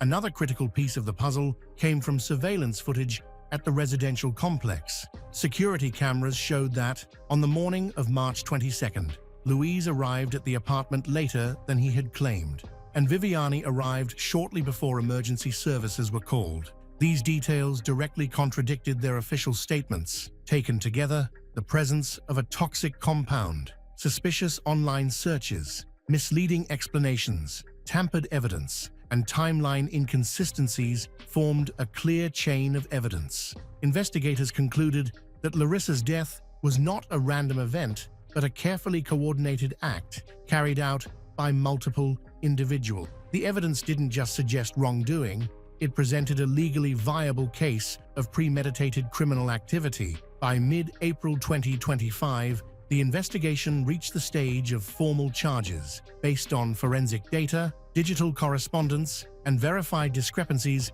in witness accounts, police filed charges against three primary individuals: Elisabetta Arrabazza, Luis Garnica, and his sister, Viviani Garnica. The main charge involved the intentional death of Larissa Rodriguez through poisoning. Investigators determined that Elisabetta had prepared Larissa's meals in the final days of her life, actively researched toxic substances, created a plan to conceal the act, and coordinated the actions of her family members. Luis was charged as an accomplice. He was aware of his mother's intentions, failed to intervene, concealed signs of poisoning, and helped destroy evidence afterward. He was also the one who pushed for rapid cremation, a move that could have eliminated the chance of detecting any toxic substances. Viviani was also named as an accomplice. Her role included coordination with her brother, erasing digital traces, attempting to access the victim's bank accounts, and helping conceal key details surrounding the incident.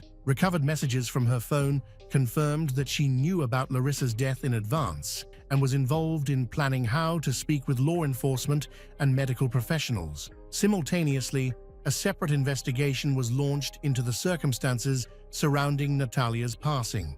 Another contributing factor was the earlier death of Natalia's dog, which had also raised alarms. While formal charges in Natalia's case had not yet been filed, the evidence was placed in a separate investigative file. The charges against all three individuals were formally submitted to the district attorney's office. Each was summoned for questioning. Following the interrogation, both Elisabetta and Louise were taken into custody. Viviani was placed under travel restrictions, required to remain within the region, and ordered to surrender her passport.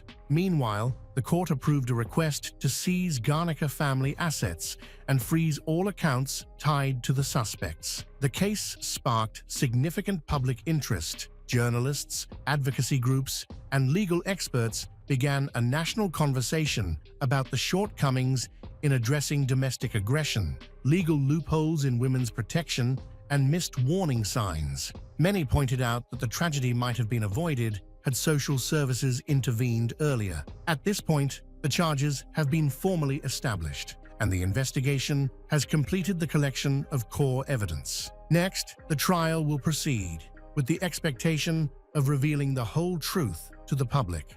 In some countries, strict control is a deeply ingrained part of the culture and customs.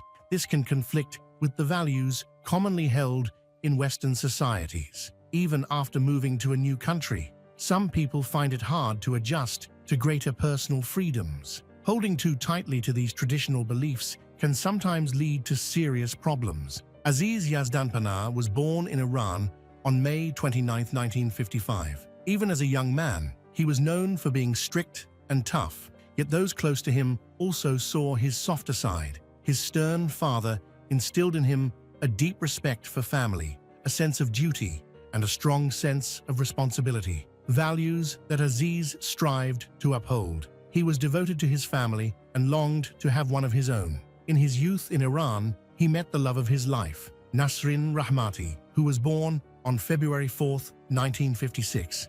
After dating for a while, they married, marking a new chapter in both their lives. Together, they decided to make a radical change and start anew in the United States of America. They successfully immigrated and settled in Grapevine, Texas, a small, pleasant town. Later, Nasrin's sister and her husband joined them in the U.S. There, the family continued to build their lives, raising 2 children. At the time of the events in question, their daughter, Nona Yazdanpana, was 19, and their son, Ali Yazdanpana, was 14. Upon arriving in the U.S., Nasrin became a homemaker, dedicating her time to raising their children and managing the household. This was the traditional family structure common in Iran. Aziz was the breadwinner, focusing on a career in real estate. Initially, they had enough money, but with the addition of new family members, their circumstances changed, and they had to become more frugal. Although Aziz didn't outwardly appear strict and authoritarian, this became apparent to those who knew them well. This dynamic reflected the cultural influence of their upbringing. To the outside world, they seemed like a typical family pursuing the American dream. However, Nasrin couldn't help but notice the greater freedoms afforded to women in America compared to Iran. She desired more independence, but Aziz staunchly opposed it, clinging to traditional gender roles. Beneath the facade of an ideal family, problems began to mount. Soon, Aziz faced a series of setbacks. They had purchased a large family home, and as the children grew, their expenses increased. Furthermore, Aziz's ambitions exceeded their financial means, and he struggled to achieve the level of income he desired. Nasrin offered support, but Aziz grew increasingly discontented. A significant blow came in 1996 when Aziz was convicted of tax evasion and ordered to pay a $30,000 fine. He was also placed on probation for 3 years, further straining the family's already limited resources and threatening the loss of their home.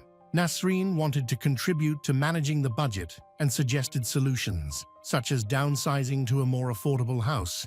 However, Aziz refused to allow her to make important decisions, seemingly acting in opposition to her suggestions. He believed he could resolve their financial problems on his own and elevate their situation. Nasrin attempted to become more involved in the family's life, including financial matters, and suggested ways she could help, pointing to the common practice of American women earning incomes on par with their husbands. However, Aziz considered even the suggestion an insult. He insisted that his wife remain a housewife, responsible only for the children and household chores. This situation persisted for several years. By 1999, their financial situation had reached another low point, leading them to consider filing for bankruptcy. However, the case was quickly dismissed. As the children grew up, their needs increased, requiring new clothes and school supplies. Aziz began to accuse Nasrin and the children of overspending. Despite their modest lifestyle, his attempts to improve their financial situation continued to fail. The situation worsened in 2007 when Aziz lost his job, depriving the family of their only source of income. Despite everything, Aziz continued to insist that Nasrin not work. However, she could no longer remain idle. She had taken courses and obtained a cosmetology license and wanted to work in a beauty salon, perhaps even starting her own business. This would significantly contribute to the family's budget. Aziz ignored her pleas, clinging to his conservative beliefs. He had never adapted to the American way of life, where women could hold equal positions with men, and refused to consider deviating from his traditional views. Finally, When her husband lost his job and could not find another, Nasreen decided to take matters into her own hands. Disobeying her husband was out of character, but she saw no other way to save her family from financial ruin. She was completely disappointed in him and realized he had no chance of fitting into the American format. Ignoring his prohibitions, Nasreen found a job, managing to work at 2 beauty salons simultaneously. This initially allowed her to somewhat stabilize the situation, but Aziz was going through a terrible emotional period and made rash decisions. He felt he had lost his manhood, not only because he lost his job, but also because he could not support his family. He became jealous of Nasreen's success and, in an attempt to assert his dominance, declared he would refuse to work at all if she continued to work like a man. He repeatedly confessed to family friends that all this had severely damaged his self-esteem. The roles in the family had now completely reversed. Nasreen began working with enthusiasm, hoping her husband's resentment would soon pass and they could build a prosperous future together. But instead of actively seeking income, Aziz ignored the needs of his loved ones. He simply stopped showing any initiative and didn't even look for work.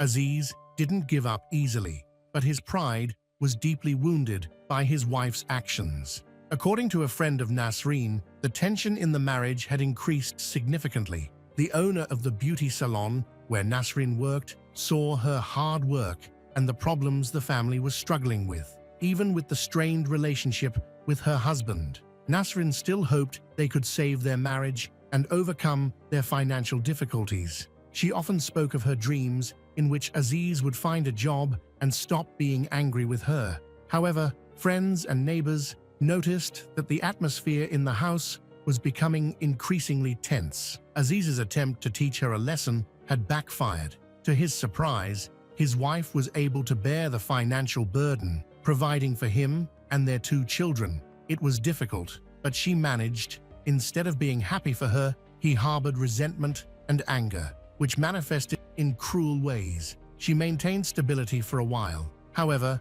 once the children grew up, their needs increased again, and their daughter needed money for her education, putting a strain on their finances. Aziz continued to mock her. He was so determined to teach his wife a lesson that he didn't understand the consequences of his actions. Even the children began to get angry with him. Nona and Ali were old enough to see and understand what was happening. However, his strict control did not weaken, so they did not have much freedom. Conflicts in the family home became regular. If earlier, Aziz had provoked them by blaming everyone for their failures, now the others confronted him directly. After 24 years of marriage, Nasreen stopped trying to encourage Aziz. She finally realized that he was not going to participate in solving their problems, but would continue to make them worse. By April 2011, Nasreen had decided to separate from Aziz. She and her children left their spacious family home, choosing a more modest living arrangement to avoid complete financial ruin. They moved from a 2-story house of 280 square meters to a 3-room apartment, providing minimal amenities for their son and daughter. The priority was not comfort or size, but freedom from her husband, who was a burden, and increased tension within the family. They ended up about 3 kilometers from their old residence. Nasreen took out a mortgage on the apartment and planned to continue paying for it herself. Remarkably, even in this situation, she didn't want to cause a scene and simply moved quietly, without unnecessary conflict. Even the neighbors didn't immediately realize what had happened, as it was all done so calmly. They were more struck by the sudden silence, the absence of arguments in the house. Only then did some realize Nasreen and Aziz had separated. Only the closest neighbors knew the truth. Several months passed. Nasreen continued to work and felt a significant sense of relief after leaving her husband. The atmosphere in the family became much calmer and warmer. Despite financial constraints, the burden felt much lighter than when she was living with Aziz. Nasreen spent a lot of time with her family and friends. In her opinion, reconciliation with her husband was completely out of the question. From the outside, Aziz's condition seemed to have improved, but it was just an act. One Friday in March, they were seen together again. This happened a few months after the breakup. That day, Aziz and Nasreen participated in a joint garage sale, but they didn't seem as friendly and happy as before. Many noticed the tension, but Aziz avoided conflict. He tried to appear to be a good person, even attending his children's sports competition. However, Nasreen understood perfectly well that this was just a facade. She had already filed for divorce and was waiting for it to be finalized. Everyone thought that the separation was beneficial for Nasreen. Nasreen continued to work hard, and her daughter, Nona, contributed to the family income. Without her father's oppressive presence, Nona was able to help realize their dream of simplifying their life in the US. Just like her mother, the family began to cope much better. Nona earned her high school diploma and then went to college. With the improved atmosphere at home, she could focus on more than just solving problems. She began to pursue her own ambitions. She wanted to go to the University of California to study law. If she could become a lawyer and start a private practice, it could be the beginning of a better life for her. However, not everyone was so optimistic about the future. Close friends knew that Nona was actually going through a difficult time. Behind the facade of progress and apparent resilience, there was a deep inner struggle. Back in August 2011, she confessed to her best friends that she was dealing with some serious issues that were only getting worse. However, no one could get her to reveal any details. For Aziz, the situation continued to deteriorate. He tried in every way to demonstrate that he was ready to continue the relationship, but Nasreen and the children were indifferent. During their separation, Nasreen only became more convinced that she was moving in the right direction and that life would be easier, more comfortable, alone. All this fueled Aziz's anger. He was still trying to repair the relationship, but deep down, he had long understood that it was impossible. Each meeting with Nasreen, where she shared her successes, only increased his resentment. All this anger accumulated, and it was bound to explode eventually. After a year of shocks, separations, and conflicts, on December 25, 2011, Nasreen decided to throw a festive Christmas party at her house, intended to gather all family members and mark the beginning of a new chapter in their lives. Everyone who knew Nasreen and the children well was invited, except for Aziz. No one wanted him to come and ruin the mood. As he usually did, Nasreen wanted to celebrate with her children, so she invited her sister, Zohra Rahmati, 58, her husband, Mohammad Hossein Zari, 59, and their daughter, Sahra Zari, 22. Unfortunately, Aziz learned about the planned Christmas party. He was furious that he wasn't invited. Despite all the pain and insults he had inflicted on his family, he believed he had a right to attend the event, and he harbored malicious intentions. At the very beginning of the holiday, around 11 a.m., there was a knock at Nasreen's door. When she opened it, she saw a man dressed as Santa Claus. Nasreen immediately recognized him as Aziz. Obviously, no one had invited him. He could ruin the family holiday, and she desperately wanted to prevent that. Aziz behaved very friendly, trying to convince her that he only wanted to surprise the children. After a short discussion, Nasreen reluctantly agreed to let him in. As soon as Aziz entered, the atmosphere became tense. Everyone, even Sarah, felt the unease. No one wanted him there. They hoped he would leave soon after offering his greetings. Sarah was texting her friends. Around 11 a.m., she wrote that Uncle Aziz showed up at a party he wasn't invited to, dressed as Santa Claus, to ruin everything. She sarcastically added that Aziz now wanted to win the Father of the Year award. The text was full of biting remarks, as she knew how much the man had damaged the lives of her aunt and aunt's children. At 11:15, Sahra sent another message. According to her, Aziz had already started to provoke another argument. Then, the girl fell silent forever. At 11:34, a call came into the 911 emergency service. The operator could barely hear a whisper on the other end of the line. The caller was begging for rescue. After a few short phrases, the call was disconnected. No information was provided, but it was clear that something terrible had happened. The operator quickly identified the location from which the call was made, and a police patrol was dispatched to the address to investigate. The officers arrived within 3 minutes, but no one answered the door. Given the alarming circumstances of the call, they decided to force entry. Inside, the officers found a horrifying scene: a festive table laden with food and drink, unopened gifts, and the bodies of 7 people.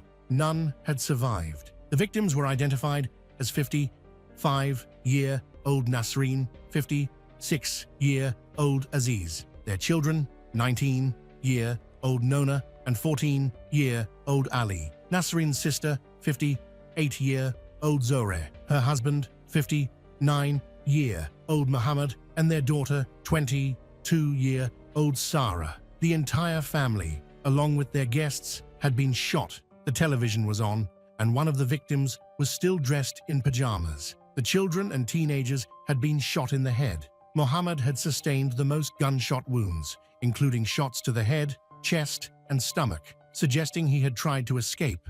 Nasrin and Aziz were both shot in the head. The victims' autopsies revealed that everyone except Muhammad had been shot with the same 9mm weapon. Muhammad was found with a 9mm firearm in his hand. A second man, dressed as Santa Claus, Aziz, was also found with a firearm in hand. It remained unclear whether he was the attacker or if he had been trying to defend himself. Aziz and Muhammad were initially considered suspects. To clarify the situation, detectives began tracing the firearms. All evidence was collected and sent for ballistic analysis. The public was shocked by the murders and demanded quick answers from the police. Detectives initially believed that the attacker was among the dead and no longer posed a threat. The first major breakthrough came the day after the tragedy, on December 26, 2011. The 9mm pistol was traced back to a 1996 purchase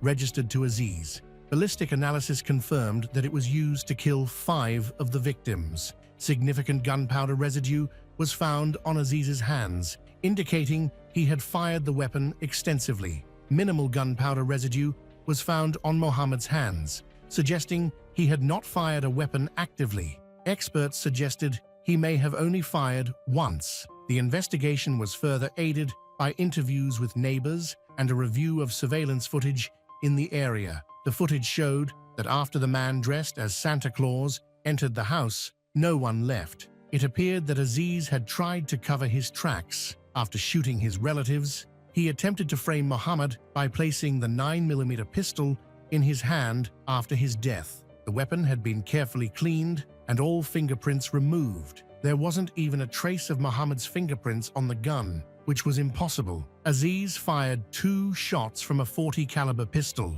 The first struck Muhammad, and the second he directed into his own head. Long, standing animosity between the family members, coupled with the news that Aziz was unwelcome at the gathering, may have been the final catalyst for his actions. However, the fact that he deliberately came to the house armed suggests that he had planned the crime in advance. This wasn't an act of spontaneous aggression, but seemingly a premeditated, first-degree murder of his entire family. Aziz took great pains to establish a reliable alibi, a fact that initially confused the investigation. Yet, for reasons unknown, he changed his mind and chose to end his life alongside his loved ones. He likely realized the magnitude of his crime and felt he could not live with the consequences. In total, 7 people died in this bloody tragedy. The scale of the devastation shocked not only those familiar with the Aziz family, but the entire local community. Another important piece of evidence is mobile phone data of Sarah. Detectives became interested in messages she had sent to her friends. Only 20 minutes elapsed between the start of the attack and the deaths of 7 people. The exact trigger that prompted Aziz to commit such violence remained unclear. During the investigation, various theories emerged, ranging from the obvious anger Aziz felt towards his wife and family to his potential mental state. Many experts in the field of psychiatry weighed in on the issue.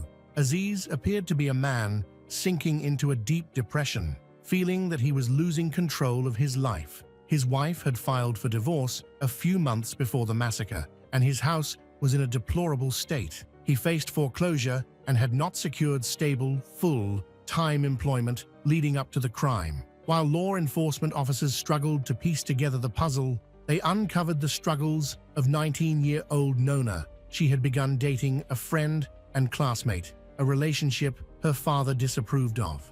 A conservative man, deeply rooted in the traditions of his native country, Aziz exerted total control over the lives of all his family members, including his daughter, often to the detriment of her emotional well-being. Nona's friends reported that she often came to school in tears, complaining that her father wouldn't allow her to wear the clothes she liked and regularly confiscated and checked her mobile phone, scrutinizing every message. According to his religious and cultural views, she was not allowed to leave the house until a certain age. Even after Nona reached that age, Aziz forbade her from communicating with anyone, especially boys and men. Nona's disobedience only worsened Aziz's state of mind. When the family still lived together in their old house, he installed surveillance cameras throughout the property, both inside and out. This allowed him to monitor everyone's movements, creating a situation resembling a developing obsession. He jealously guarded her, even sealing the window in her room to prevent her from secretly running away to see her girlfriend. Aziz frantically tried to maintain control, a control he had long since lost. When the disobedience reached a breaking point, everyone abandoned him. The head of the broken family simply decided to kill everyone. Further details of Aziz's relationships were revealed. He had been quite close to his brother-in-law, Muhammad. For a long time, the men shared a warm relationship and even went on trips together. On one occasion, they cheated on their wives, renting hotel rooms and spending the night with escorts. After Nasreen filed for divorce, Aziz blamed everyone but himself, unable to accept his own imperfections. The killer became convinced that Muhammad had revealed his infidelity, poisoning Nasreen against him. From that moment on, the relationship between the men deteriorated significantly, and Aziz considered his brother-in-law a traitor. This explained why Aziz had decided to frame him by placing a weapon in the dead man's hand. Those who knew Nasreen well had heard much about her reasons for separating from Aziz. She cited his failures in upholding his cultural and religious obligations. Instead of providing for everyone, supporting his family, and creating a comfortable home, Aziz seemed to deliberately make their lives difficult, increasing the emotional distance between himself and his wife and children. He transformed their life and everyday existence into a nightmare, pushing them to the verge of complete ruin. Instead of accepting responsibility for his actions, Aziz tried to blame everyone around him. As it turned out, Nasreen's close friends had heard many times that she was afraid of her husband. She had stated this several months before filing for divorce, and after she moved out, the situation only worsened. She tried to avoid contact with him and did not allow him into the house. She prevented him from communicating with the children. Considering him dangerous, she ignored suggestions to report him to the police, hoping he would calm down on his own and not wanting to cause him further trouble. Neighbors had heard that Aziz had been carrying a gun for a long time. He completely ignored the traditions and laws of the country he had moved to. He claimed that he had acquired a firearm to protect his daughter from the unwanted attention of American men. On December 28, 2011, the entire Grapevine, Texas community gathered to honor the victims. This shooting is the deadliest crime ever committed in the city. Nasreen and the children were especially mourned. She was remembered as a devoted mother, an altruistic, generous woman who tried to escape the clutches of a tyrant, but paid for it with her life. The Christmas Day massacre of 2011 left Grapevine, Texas, forever scarred, its festive spirit tainted by an unimaginable act of violence. The loss of Nasreen Rahmati, her children, Nona and Ali, and their relatives Zohre Rahmati, Muhammad Hossein Zari, and Sahra Zari shattered a close-knit community known as the Christmas capital of Texas. Vigils at Parr Park and memorials at Colleyville Heritage High School honored their memory. The tragedy underscored the devastating consequences of unaddressed marital strife, financial ruin, and rigid cultural beliefs clashing with personal freedoms. It serves as a somber reminder to foster understanding and support for those struggling to adapt to new societal norms, lest such pain and loss repeat in silence. Tinia Stewart was born on July 10, 1987. Her childhood was not very peaceful. Her parents divorced when she was very young, and at just 6 years old, she faced her first major tragedy, the death of her father from a brain aneurysm. Following the divorce, her mother, Gail, remarried. Her stepfather was caring, and soon she became an older sister. Despite this difficult beginning, Tinia grew up in a loving family that valued and supported one another. The family lived in Borders Village, Texas. As a child, she was organized, responsible, and did well in school.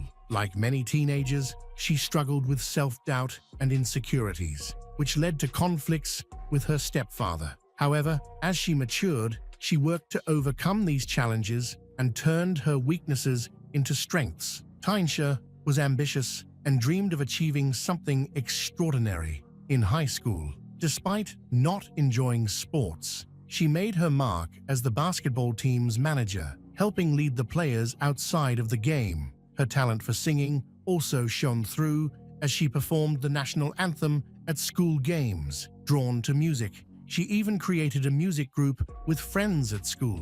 Balancing academics, extracurricular activities, and part-time work, Tinia was highly driven. According to the school director, she was one of the most ambitious students, taking steps every day to get closer to her dreams. Tinia's ultimate goal was to attend Texas A&M University and become a construction engineer. Thanks to her excellent performance in high school, she earned scholarships totaling $40,000. Determination and effort helped her achieve many significant accomplishments. But it was also these very qualities that made the events that followed even more heartbreaking. Tinia's first serious relationship was with Curtis, a handsome and popular middle school student. He adored her, treating her like the most important person in the world. They were inseparable, attending school events and even their graduation night together. Many admired their relationship and wished to be in Tinia's shoes. However,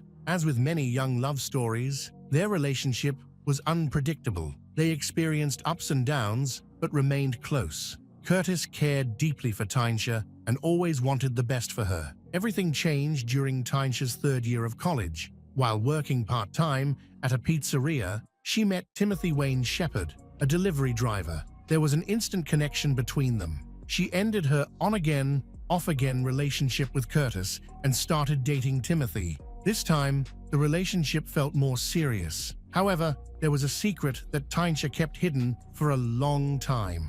Timothy was 8 years older than her. He was 24, while she was only 16 when they started dating. Fearing her parents' disapproval, she didn't tell her parents about their age difference. Unaware of this, Tinia's family welcomed Timothy with open arms. Her mother, stepfather, and sister grew to love him and thought the relationship might lead to marriage. Timothy became a regular presence at family gatherings and even bonded with Tinia's younger sister. Eventually, they began living together. When Tinia graduated from high school in 2006 and enrolled at Texas A&M University, she and Timothy decided to maintain a long-distance relationship. However, it didn't last. Not long after Tinia left, Timothy's ex-girlfriend re-entered his life, and he rekindled his relationship with her. Tinia was devastated by this betrayal, but she refused to let it hold her back. She remained focused on her ambitions and embraced the independence and opportunities that college life brought. At Texas A&M, she found herself surrounded by new friends, experiences, and possibilities. Meanwhile, Timothy's brief reconciliation with his ex-girlfriend was short-lived. He quickly realized it was a mistake and found himself missing Tinia, desperate to win her back. He left everything behind and rushed to her college, where she was surprised by his unexpected arrival. They talked and discovered they still had feelings for each other. They decided to attempt a long-distance relationship once again. However, over time, Tinia began to grow and change emotionally. She no longer wanted to hold on to the past, and during this period, she met Mark, a classmate her own age. Mark shared her thoughts and interests. And although a part of her heart still belonged to Timothy, she came to realize their romance was over. About 2 years later, Tinia made a definitive decision. She decided to move on and began spending time with Mark. Their relationship started slowly, with friendship and a bit of flirting, as they enjoyed each other's company. During this time, Tinia remained in touch with Timothy, hoping to maintain a friendship with him. In her mind, love and friendship could coexist. By March 2007, Tinia had fully adjusted to student life. She was excited about what lay ahead and was genuinely happy. She eagerly counted the days until the spring holidays, anticipating reuniting with her friends from her hometown and attending a Beyoncé concert scheduled for March 15th in Houston. After the concert, Tinia planned to visit South Padre Island before returning to campus. On the evening of March 14th, she and her friends prepared for the next day's event. The group of former classmates styled each other's hair, laughed until they cried, and reminisced about their school days. Tinia planned to spend the night at her friend Lois's apartment. That evening, she called her mother to ask permission to borrow the car for the concert, and her mother happily agreed, not knowing this would be their last conversation. Tragically, she never made it to the concert. She went missing from Lois's apartment that night and stopped answering her phone. Lois grew alarmed, knowing Tinia would never miss a Beyoncé concert. She had planned everything meticulously. When Tinia didn't show up the next morning, March 15th, her friends panicked. Lois contacted Gail, Tinia's mother, who had not heard from her daughter since the evening of March 14th. The family was immediately concerned, as Tinia would never disappear without reason or leave them worried. Gail called Tinia's friends and classmates, but no one had any information about her whereabouts. In a desperate attempt to learn more, Gail called Timothy, hoping he might know something. He admitted to speaking to Tinia on the evening of Wednesday, March 14th, but had not seen her since. As it turned out, Wednesday was the night before the concert, meaning Timothy could have been the last person to have seen her. Unable to wait any longer, Gail decided to start her own investigation. She personally confronted Timothy, seeking answers. Although the family had liked Timothy when he and Tinia were dating, Gail approached him with caution, sensing something she couldn't explain, an instinctive unease that grew stronger now that Tinia was missing. Timothy explained that he had met with Tinia on the night of March 14th, after she spent the evening with her friends at Lois's apartment. He picked her up, and they went to his place. However, around 3 a.m., Tinia received a phone call. Timothy, consumed by jealousy, assumed it was Mark, her new boyfriend, and insisted on knowing why he was calling so late. She refused to discuss her relationship with Mark and left Timothy's apartment. Between 4 and 5 she walked away alone, on foot. On March 19th, after days of no contact, Gail reported her daughter's disappearance to law enforcement.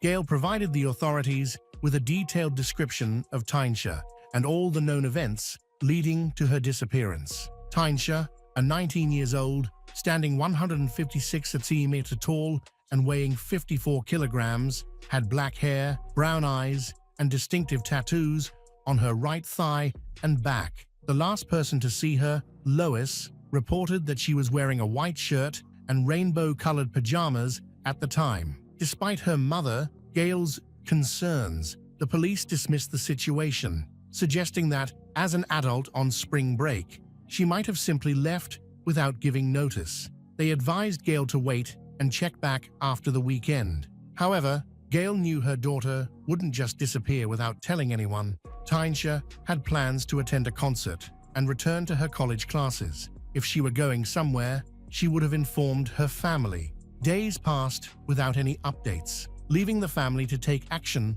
on their own. They distributed flyers, searched nearby areas, contacted hospitals and morgues, and spoke with Tinia's friends and classmates, desperately hoping for any clue about her whereabouts. When classes resumed, Tinia was still missing, raising concerns among her professors, who also tried to reach her. With each passing day, the family became more worried. Frustrated by the lack of action from authorities, the family organized a community meeting at the local Lutheran church, hoping to draw attention to Tinia's disappearance. This effort finally gained traction when an assistant in the sheriff's office working in the missing persons department took an interest in the case. The investigation revealed Tinia was last seen at the apartment of Timothy. When police visited the apartment building, no one answered the door. The apartment manager informed officers that his unit had been affected by a fire 2 days earlier. A neighbor also reported hearing gunshots in the forest near the apartment complex, prompting the police to bring in a canine unit to search the area. The search dogs quickly caught the scent of decay just dozens of meters from the complex, but it turned out to be the remains of a dead animal. Investigators then focused on the fire at Timothy's apartment. Neighbors had been alarmed by thick black smoke coming from the balcony of Unit 224, which lasted for hours. Firefighters were called to the scene, but Timothy refused to let them in, claiming he was simply grilling meat on several grills on his balcony and that there was no danger. By the time the firefighters arrived, the smoke had disappeared and there was no visible fire. The firefighters eventually convinced Timothy to allow them to inspect the apartment, where they discovered melted ice and pieces of meat in the bathroom. The type of meat was unclear. Since no crime had been committed, grilling meat in one's home isn't illegal. The firefighters left. Shortly afterward, a sheriff's assistant summoned Timothy to the police station for questioning. Calmly, he repeated the same story he had secretly told Gail earlier. Tinia had left his apartment after an argument sparked by a late-night call from Mark. According to him, she slammed the door and left on foot without saying anything further. With no evidence against him, he was released. Tinia's family continued to pray for her safe return, but no answers ever came. They were left devastated, feeling abandoned by the authorities and believing no one truly cared about their daughter and sister. The community expressed outrage at the authorities' lack of decisive action. Many believed the media prioritized cases involving missing white girls, while largely ignoring those involving black individuals. Tinia's sister and cousin sought help from public activist Quennell Ten, a well-known figure in the black community and advocate for justice system reform. Quennell, known for his mistrust of law enforcement, became a prominent voice for families overlooked by the authorities. He promised to uncover the truth, and after his involvement, police began to take the case more seriously.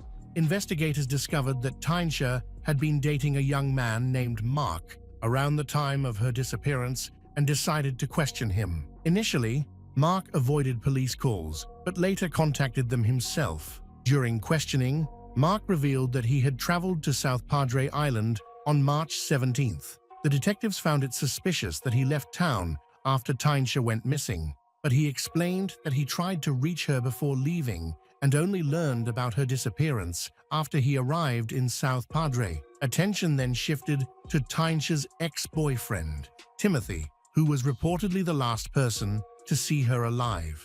Detectives began investigating Timothy thoroughly, looking into his background and speaking with his neighbors. Timothy came from a well-regarded family. His mother worked as a pharmacist, and his stepfather, who raised him after his biological father passed away when he was 2 months old, was a deacon at the Missionary Baptist Church. His mother participated in the church choir, and his younger sister was studying law at the University of Houston. His family was well respected in their community. Timothy himself was a father to a 4-year-old daughter, for whom he had full custody. Neighboring residents described him as quiet, polite, and devoted to his daughter. Though he seemed to live a relatively normal life, investigators uncovered a prior legal issue involving possession of unauthorized substances. This incident occurred well before Tinia's disappearance. Armed with Timothy's prior written consent, police searched his apartment for clues.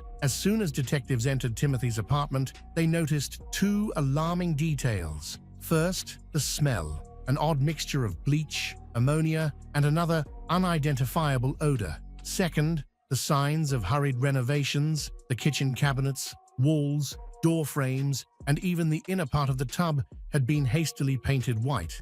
Additionally, bleach stains were visible on the carpet. There was a dirty mop nearby, and a package of latex gloves was found. The sink, bathroom, and drain had been meticulously cleaned. This raised immediate suspicion of an attempted cover-up. Despite the cleanup efforts, investigators found blood traces in the bathroom. Using luminol, they confirmed the worst: the entire bathroom lit up blue, revealing blood splatters across the walls, floor, shower, toilet, and tank. The discovery prompted forensic experts to collect DNA evidence and other potential clues. While waiting for the results, detectives returned to the area to conduct further interviews and gather additional details. It wasn't long before an alarming report surfaced. According to 911 calls, residents of Timothy's apartment complex had reported seeing flames 3 days before Tinia's mother, Gail, officially filed the missing persons report. One neighbor described noticing the strong smell of burning rubber and fearing for her home due to the intensity of the fire. Another neighbor, who regularly played video games with Timothy, recalled that he often invited friends over to grill meat. However, during this particular barbecue, he did not extend any invitations. Meanwhile, other residents reported hearing banging noises, running water, and the continuous hum of a garbage disposal coming from Timothy's unit, apartment 224. Piece by piece, a troubling picture began to form, and Timothy quickly became the prime suspect. At that time, Quinnell spoke to Tinia and Timothy's families and learned a lot about their relationship. Initially, their bond was strong, filled with love and plans for the future. However, it didn't take long for the relationship to become unstable. There were constant arguments and problems. After Tinia left for college, she confided to her family that she feared Timothy. His controlling nature, driven by jealousy, often crossed boundaries. Timothy's behavior became obsessive. He called Tinia incessantly, demanding to know her whereabouts and who she spent time with. Even after their breakup, he repeatedly called her dorm neighbors to gather information about her. When they refused, he left them angry messages. Tinia did not share the full extent of her troubles with her family, as she didn't want to alarm them. However, a close friend admitted that Timothy had once grabbed Tinia by the neck, threatening to strangle and kill her if she ever left him.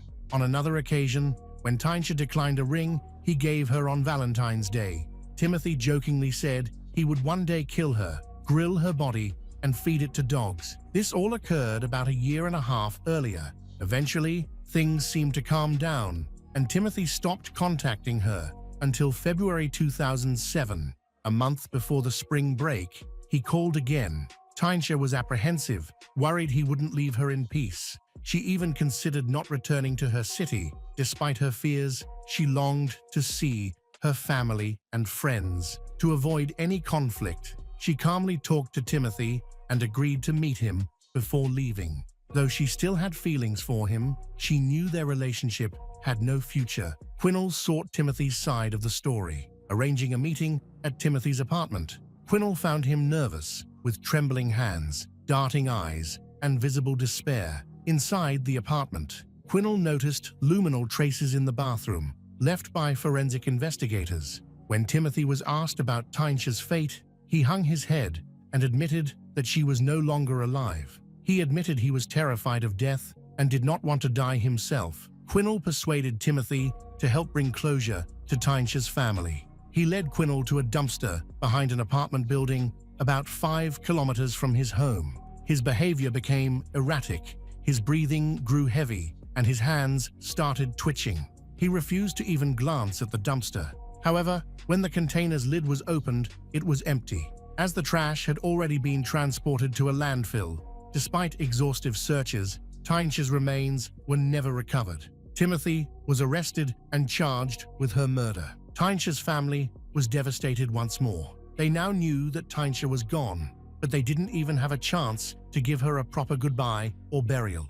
While in custody, Timothy initially exercised his right to a lawyer, but later changed his mind. Alone in the interrogation room, he made a decision that shocked everyone.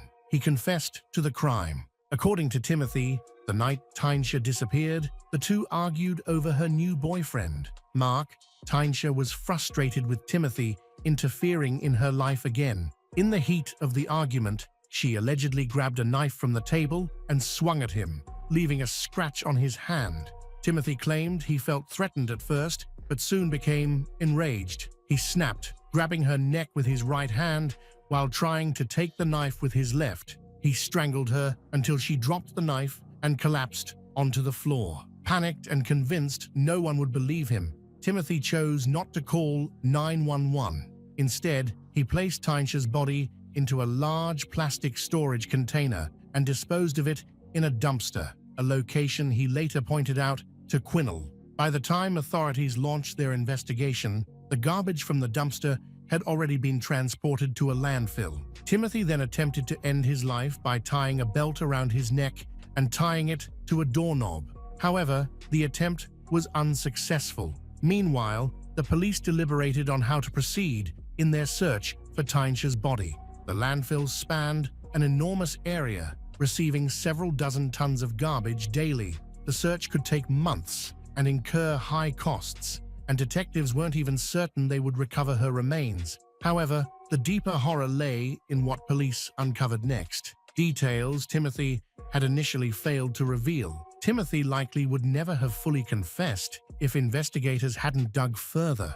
Suspicious that he was withholding information, the police returned to his apartment and conducted a more thorough search of the balcony. What they discovered during this search was chilling.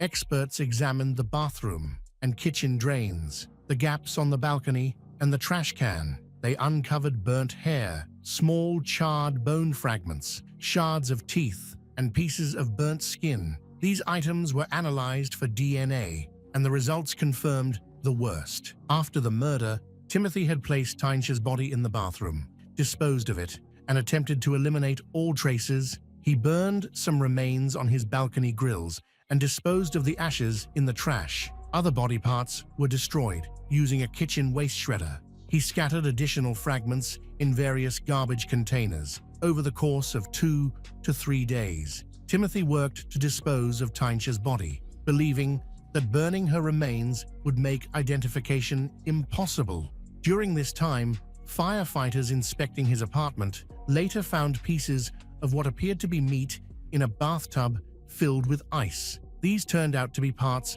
of Tinia's body. At the time, the firefighters had no idea they had stumbled upon human remains. DNA analysis later confirmed that the body fragments belonged to 19-year-old Tinia Stewart. Timothy Shepard was then arrested and held on $250,000 bail. After discovering what had happened to her daughter, Gail, Tinia's mother, demanded that Timothy receive the harshest punishment possible. The prosecutor was equally determined to secure a conviction, but the case nearly fell apart because of Timothy's defense attorney, Chip Lewis. Chip, a well-known lawyer with a history of high-profile cases, had once successfully argued in a previous case that body disposal does not necessarily indicate murder. Now defending Timothy, Chip sought to challenge every piece of evidence. His main argument was that Timothy's confession had been coerced and obtained under duress, claiming detectives had violated legal protocol. Had Chip succeeded, the evidence found in the apartment would have been inadmissible in court, significantly weakening the prosecution's case. Fortunately, the prosecutor was able to persuade the judge to deny the defense's request, and the trial moved forward. The trial of 28-year-old Timothy Wayne Shepard began on September 29, 2008. The prosecutor presented the horrifying details of the crime to those attending the hearings, forcing Tinia's family to endure the pain of imagining the cruel acts inflicted upon their loved one. Throughout the trial, the defense team argued that Timothy had strangled Tinia in self-defense and tried to downplay the brutal nature of what followed. For example, regarding a tooth fragment found in Timothy's apartment, the defense ludicrously claimed that Tinia could have simply dropped it down the sink before her death. In response, the prosecutor countered with evidence that Timothy had used pliers to extract Tinia's teeth to prevent identification through dental records. This claim was confirmed by forensic experts brought in as witnesses. The grim details painted a horrifying picture of the events and left little doubt about Timothy's actions. The public activist, Quinnell, also addressed the crowd, pledging to seek justice for Tinia's family. he kept his promise by providing testimony about everything he witnessed. After 4 days of deliberations, the jury found Timothy guilty of murdering his ex-girlfriend, Tinia. Tinia's family and friends were overcome with emotion, while Timothy sat cold and indifferent, showing no remorse. When it came time for the verdict, he decided to make a statement in an attempt to gain sympathy from the court. Ignoring his lawyer's advice, he spoke, believing he could convince everyone that he did not deserve a harsh punishment. He expressed a desire to return to his normal life instead of spending the best years of his life in prison. However, his speech failed to evoke any pity. Ultimately, Timothy Wayne Shepard was sentenced to 99 years in prison and a $10,000 fine, the maximum penalty. While justice seemed to prevail, Tinia's mother, Gail, blamed herself for not recognizing the danger posed by Timothy. She regretted allowing him into her home and into her daughter's life, unaware of what he was truly capable of. After losing her daughter, Gail became determined to prevent other women from suffering at the hands of abusive ex-partners. She now shares Tinia's story and advocates for healthy relationships, urging parents to be involved in their children's lives. Gail firmly believes that looking out for the well-being of one's child is not interference, but a responsibility every parent must uphold. Molly Nicole Watson was born on December 15, 1982, in Moberly, Missouri. Her parents, Timothy and Sandy, and her brother Tim, have always created a warm and supportive home. Diagnosed with Asperger's syndrome, Molly embraced her differences and forged ahead with resilience and determination. Those who have come into contact with her often describe her as energetic, creative, and extremely passionate. Molly earned a master's degree in psychology and dedicated her career to education. She lived in a colorful and creative world filled with Harry Potter books, comic novels, Disney characters, and intricate cosplay costumes. Her creativity even extended to designing her own nail polish line. Her home was her sanctuary, packed with books, fantasy, and the comforting presence of her 5 cats. She was a unique mix of strength and gentleness, calm yet unapologetically herself. In her mid-20s, Molly married, but the relationship ended in divorce after 2 years. Not long after, she discovered she was pregnant before her son was born. Molly began a new and unexpected chapter, a relationship with Amber Brady, a childhood acquaintance. Though not close when they were younger, reconnecting years later brought them together. Both women were fresh from failed marriages, and what began as a surprise blossomed into a meaningful and fulfilling partnership. When Molly gave birth to her son, Declan, who was diagnosed with cerebral palsy, Amber was by her side. Together, they supported each other through life's challenges. After her maternity leave, Molly began working at the Moberly Area Correctional Center, where she met James Addy, a married Navy veteran and corrections officer 16 years her senior. Despite their differences, Molly and James grew close. James confided in Molly, claiming that his marriage to his wife Melanie was ending. Believing him, Molly allowed their friendship to develop into a secret affair. They discreetly met in motels, hiding their relationship, Molly from Amber and James from his wife. The truth unraveled when Amber spotted Molly with James at a gas station. Growing suspicious, Amber eventually followed Molly to a motel and confronted her. That confrontation marked the end of Molly and Amber's relationship. Now free from the constraints of her past, Molly is openly dating James and is madly in love with him. However, her friends noticed something unusual. Molly paid all the bills, while James was cold, distant, and unwilling to commit fully. Despite this, Molly believed he was the one. In October 2017, James told Molly that his divorce had been finalized, filled with happiness and hope. Molly took the initiative and proposed. After James agreed, she threw herself into planning the wedding with joy and excitement. She envisioned a Disney-inspired celebration based on Beauty and the Beast, with burgundy and gold as her chosen colors. Molly hired a wedding planner, makeup artist, hairstylist, and even purchased 2 wedding dresses because she couldn't decide between them. She documented her journey on a new YouTube channel, radiating happiness as she shared her plans. Her eyes sparkled in her videos as she spoke with enthusiasm and sang softly in her princess-like voice. To Molly, the wedding felt like a real-life fairy tale. As the big day approached, however, life took a darker turn. At the end of 2017, James's ex-wife Melanie was involved in a severe car accident that left her on life support.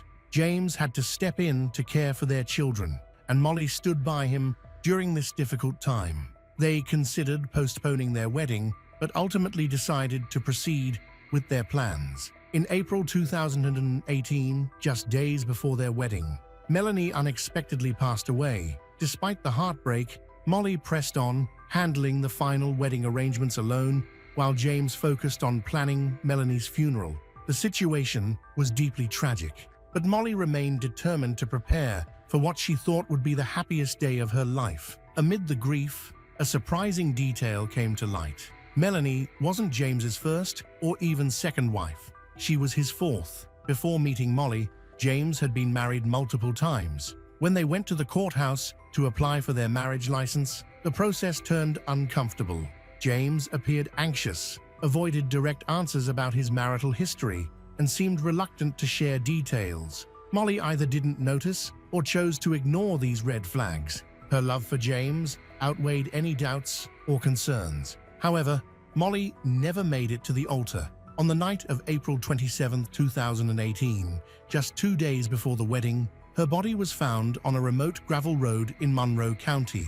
What initially seemed like an accident quickly developed into a homicide investigation. At the scene, investigators found no evidence of a struggle, and none of Molly's belongings were missing. Her jewelry remained untouched. Inside her car, police discovered wedding-related documents, including plans and checklists, everything bearing the name James. These clues led them directly to James's home. Around 2:30 a.m., officers knocked on James's door. However, instead of meeting a grieving fiancé, they encountered a woman, his wife, Melanie. This was shocking because Melanie was supposed to have died just days earlier in a hospital after a severe car accident. As it turned out, James had fabricated the entire story about Melanie's death. She was alive and still married to him, yet he had simultaneously planned to marry Molly.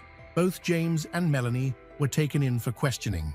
Initially, detectives did not realize that Melanie was the woman James claimed was dead, only that they were dealing with James, who was allegedly involved in a murder while still married. Melanie, on the other hand, was blindsided. Melanie knew who Molly was, but thought she was just one of James's co-workers. When questioning turned to Molly's death, Melanie assumed the police were merely speaking to people who knew her. The truth came as a devastating shock. Melanie had no idea that her husband had been unfaithful, let alone engaged to another woman. James's double life had been so carefully hidden that Melanie, who lived in the same house as him, never suspected a thing. She told investigators that James came home every night like clockwork and showed no signs of dissatisfaction or a secret life. In hindsight, she began recalling suspicious details, such as how he often arrived home 2 hours late, which he brushed off as extra work or traffic. She had never pushed for explanations, and only now did the pieces begin to fall into place. Police uncovered that James had been living a double life for years. To Molly, James had claimed he was in the process of getting divorced, but in truth, he had never even filed for divorce. When questioned about his marital status, he invented a dramatic story about how his wife, Melanie, had been in a terrible car accident, was in a coma, and later died. Molly believed him. She trusted the man she loved and had no reason to doubt his word. Using this fictional story to hide his shady past, James accepts Molly's proposal and plans a wedding with her that he knows will never happen. When James's deception finally came to light, investigators began treating him as a suspect. Melanie provided a timeline for the night Molly was murdered. James had told her he was meeting a friend at 7:30 p.m., but he returned home closer to an hour later, claiming his friend had cancelled. However, Melanie and their teenage daughter contradicted his story. They recalled James arriving home closer to 10 p.m., far later than he had claimed. The timeline wasn't the only issue. Their daughter remembered that James went straight to the shower when he got home and then immediately started a load of laundry. For detectives, this behavior was telling. It suggested that James might have been trying to clean evidence like blood, dirt, or gun residue from his clothes. His alibi quickly unraveled. Police arrested James and scheduled formal questioning for the next day. Melanie, devastated by James's infidelity and deceit, returned home after giving her statement. Despite her heartbreak, she had to maintain a facade of normalcy for her daughter, who was excitedly preparing for a school dance. But behind closed doors, Melanie began searching for answers. Her investigation led her to the attic, where she uncovered shocking secrets hidden in a trunk: photos, letters, souvenirs, and evidence of a double life her husband had lived for 7 years. James had taken trips with another woman, Molly, claiming they were work-related or outings with friends. The betrayal was overwhelming. Melanie stayed composed for her daughter, but privately, she was unraveling a terrifying truth. This was not just a case of infidelity, but something far darker: murder. For nearly a decade, James had juggled 2 relationships, maintaining 2 homes and nearly entering into 2 marriages. But it all came to light when Molly, his mistress, was found dead. James's teenage daughter, Emma, didn't learn about her father's secret life from him or her mother.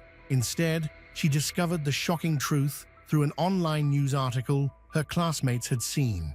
Her world, once private, was now laid bare for everyone to see. For a teenager, the humiliation was unbearable. Whispers, stares, and judgment followed her through school hallways. As the story made national headlines, Emma uncovered even more heartbreaking details about her father's betrayal and Molly, the woman he had planned to marry. While reading news reports, Emma remembered she had met Molly before. Years earlier, her father had brought her to Molly's home to help sew a cosplay costume. At the time, Emma believed Molly was just a friend. Now, the memory seemed painfully clear as Emma and her mother, Melanie, struggled to come to terms with the betrayal. Law enforcement continued connecting the dots, building a case against James. At the scene of Molly's murder, investigators found tire tracks matching James's car. His vehicle had mud on it, consistent with the rural road where Molly had been killed. More damning evidence surfaced when they recovered a white t-shirt nearby, customized by Emma as a gift for her father. The t-shirt contained traces of gunpowder and Molly's DNA, making James the prime suspect. While the bullet that killed Molly was too damaged to be traced to a specific gun, the circumstantial evidence against James was strong. Phone records revealed that James had called Molly the night she died, speaking with her for 20 minutes near the site where her body was discovered.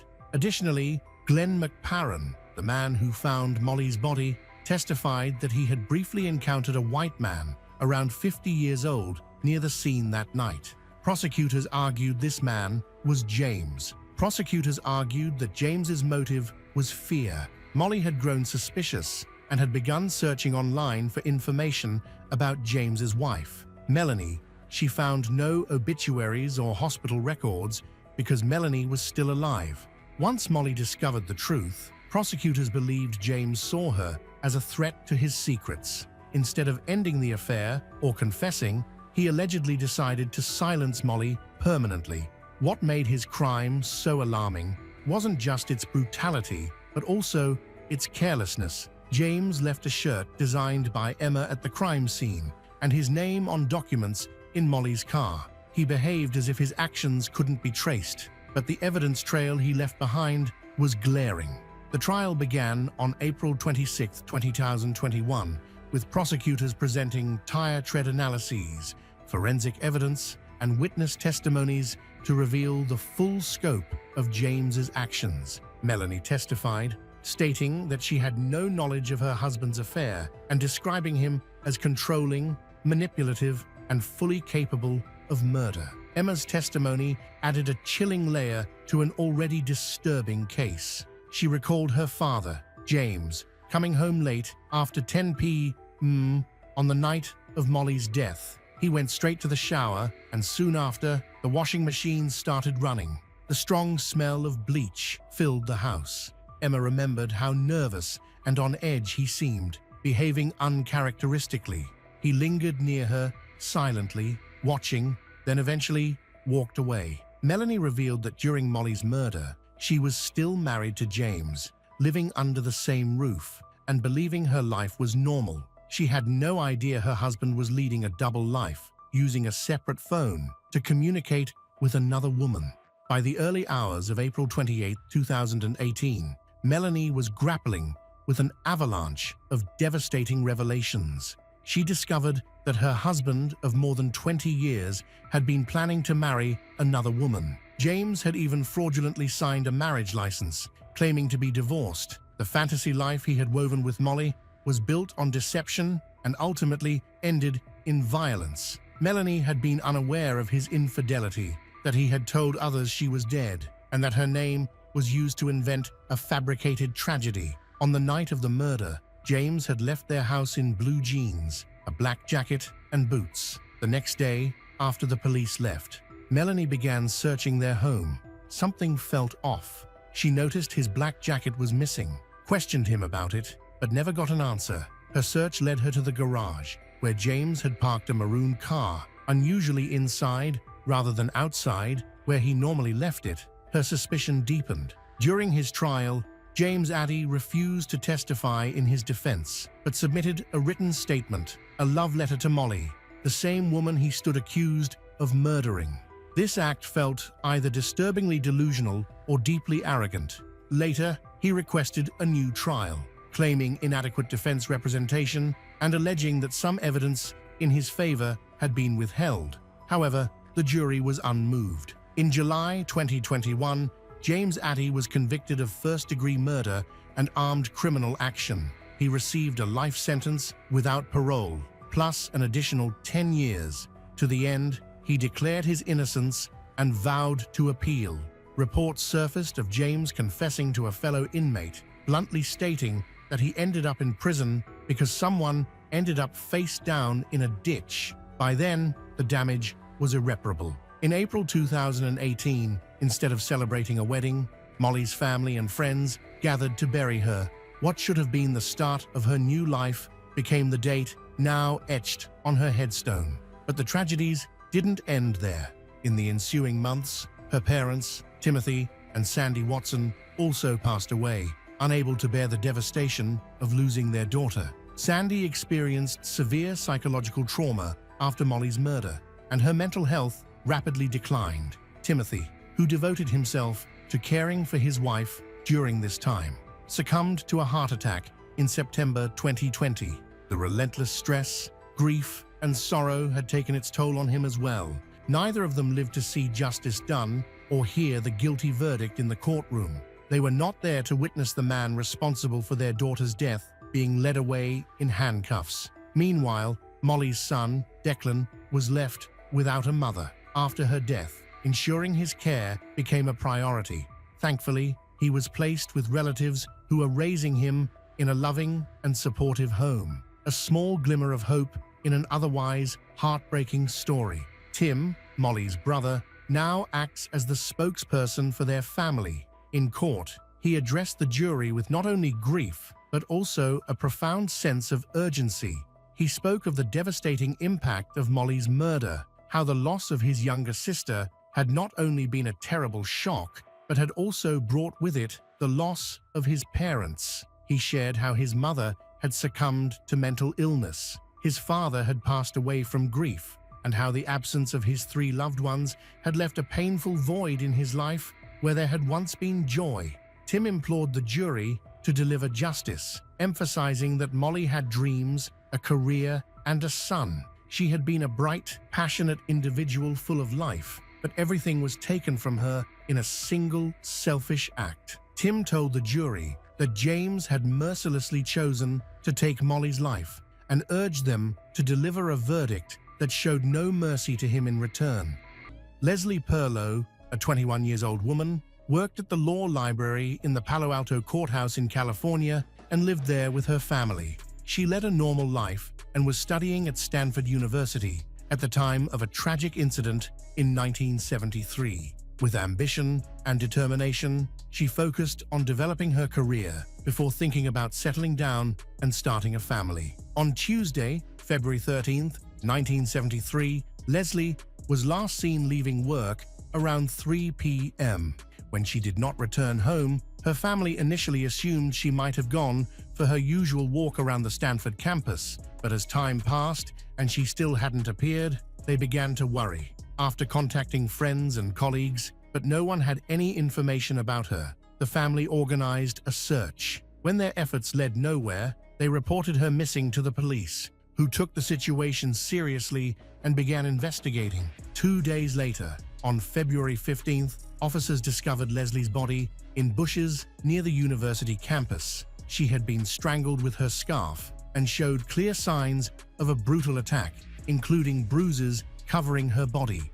Evidence revealed that she had been abused, and her underwear and pantyhose were stuffed into her throat. She was partially undressed, and blood stained her clothing. The autopsy confirmed strangulation as the cause of death, and further evidence, nail clippings and bodily fluids, indicated she had fought back fiercely. At the time, forensic technology, such as DNA profiling, was not advanced, and there were no criminal databases near where the body was found.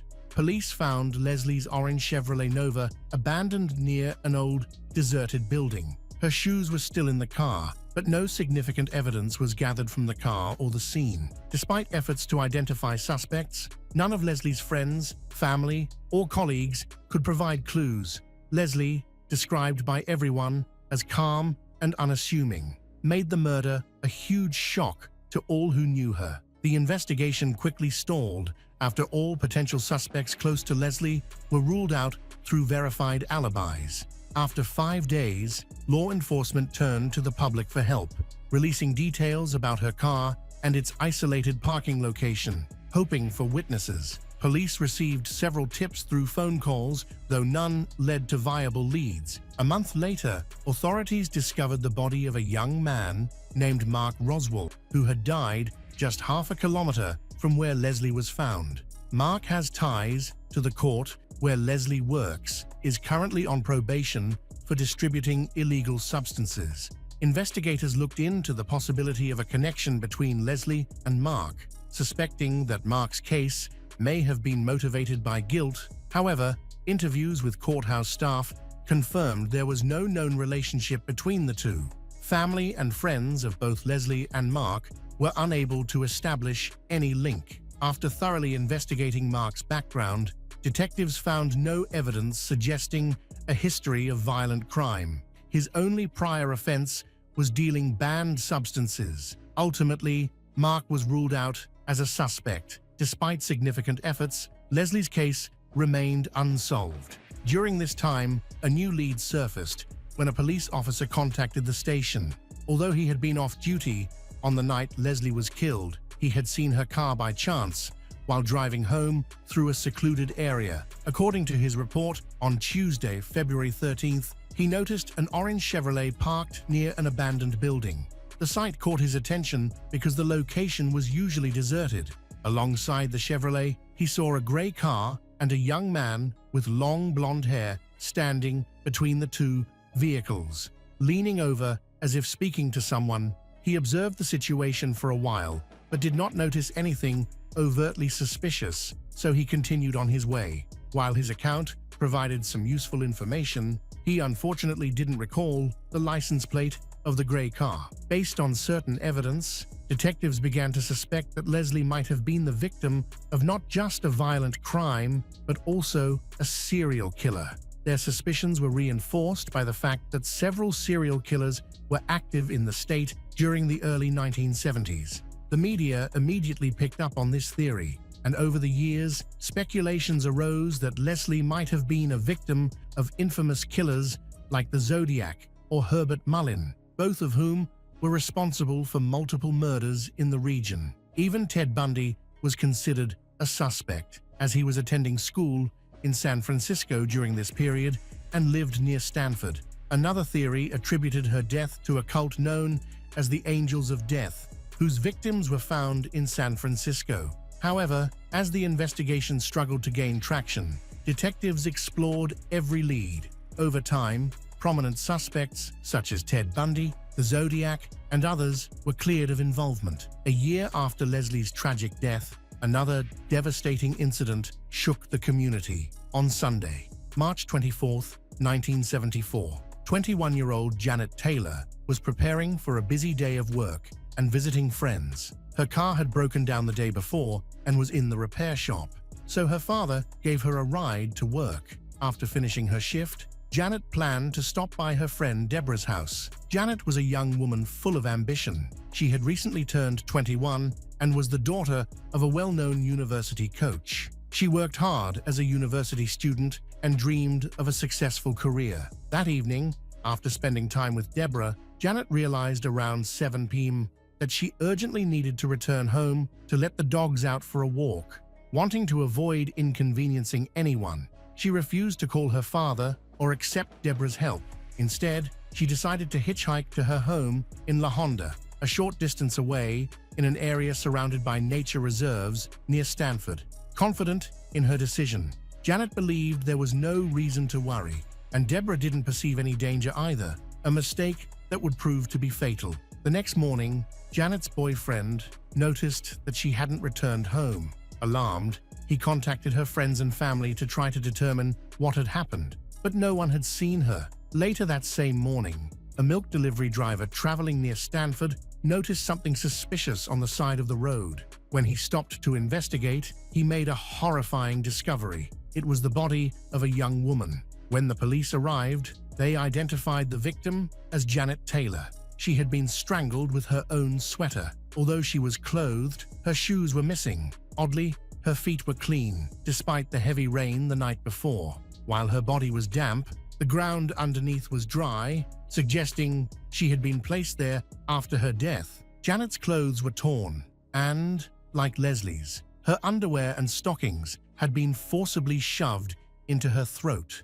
Investigators confirmed that she had been abused before being killed and subjected to prolonged beatings. Some of her belongings were missing initially, but were later found scattered along the roadside. Her clothes had been discarded over a stretch of approximately 500 meters on both sides of the road, leading investigators to believe the killer had deliberately disposed of them while driving. Janet's body was discovered just 2 kilometers away from the location where Leslie's body had been found the previous year. Not only did both women share a striking similarity in appearance, but the perpetrator also used similar methods in both crimes. These resemblances strongly suggested that the 2 women had fallen victim to the same serial killer. The shocking connection alarmed the community, heightening concern as the realization of a potential serial murderer set in. Rumors quickly spread that a maniac was active in the area, leaving residents feeling unsafe. People criticized the police for failing to stop the violent crime wave gripping the city. One curious detail united the victims: they were all found barefoot, with their shoes discovered far from their bodies. The victims, all young women, were similarly dressed in raincoats, a coincidence likely explained by the weather. However, the absence of their bags appeared deliberate. It was confirmed that Leslie and Janet had carried bags, but these were never recovered. Some speculated that the killer kept the items as trophies, a behavior often associated with serial offenders. Once the similarities in the cases were identified, the 2 police departments began collaborating. Shortly after Janet's murder, Peter Thompson was attacked in a seemingly unrelated incident on March 30, 1974 in California. At 4:20 am, a passing motorist discovered Peter, bloody and injured, near his parked car by the roadside. The motorist called for help, and police arrived to investigate. In the back seat of Peter's car, they found broken beer bottles, which appeared to have been used to cut his face. Peter explained to detectives that he had picked up a hitchhiker who attacked him after provoking a conflict. Meanwhile, forensic experts searched the area around Peter's car and the spot where the hitchhiker was allegedly picked up.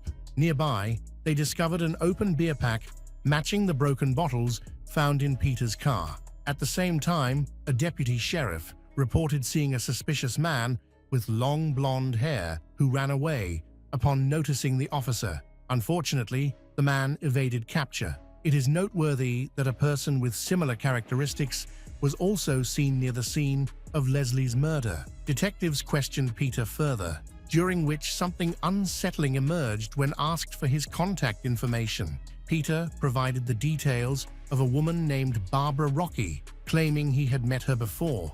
Investigators soon learned, however, that Barbara had been murdered 2 weeks earlier, on March 11, 1974, in Utah, near the Grand Canyon. Barbara, a 22-year-old college student, had been killed after voluntarily going with her attacker.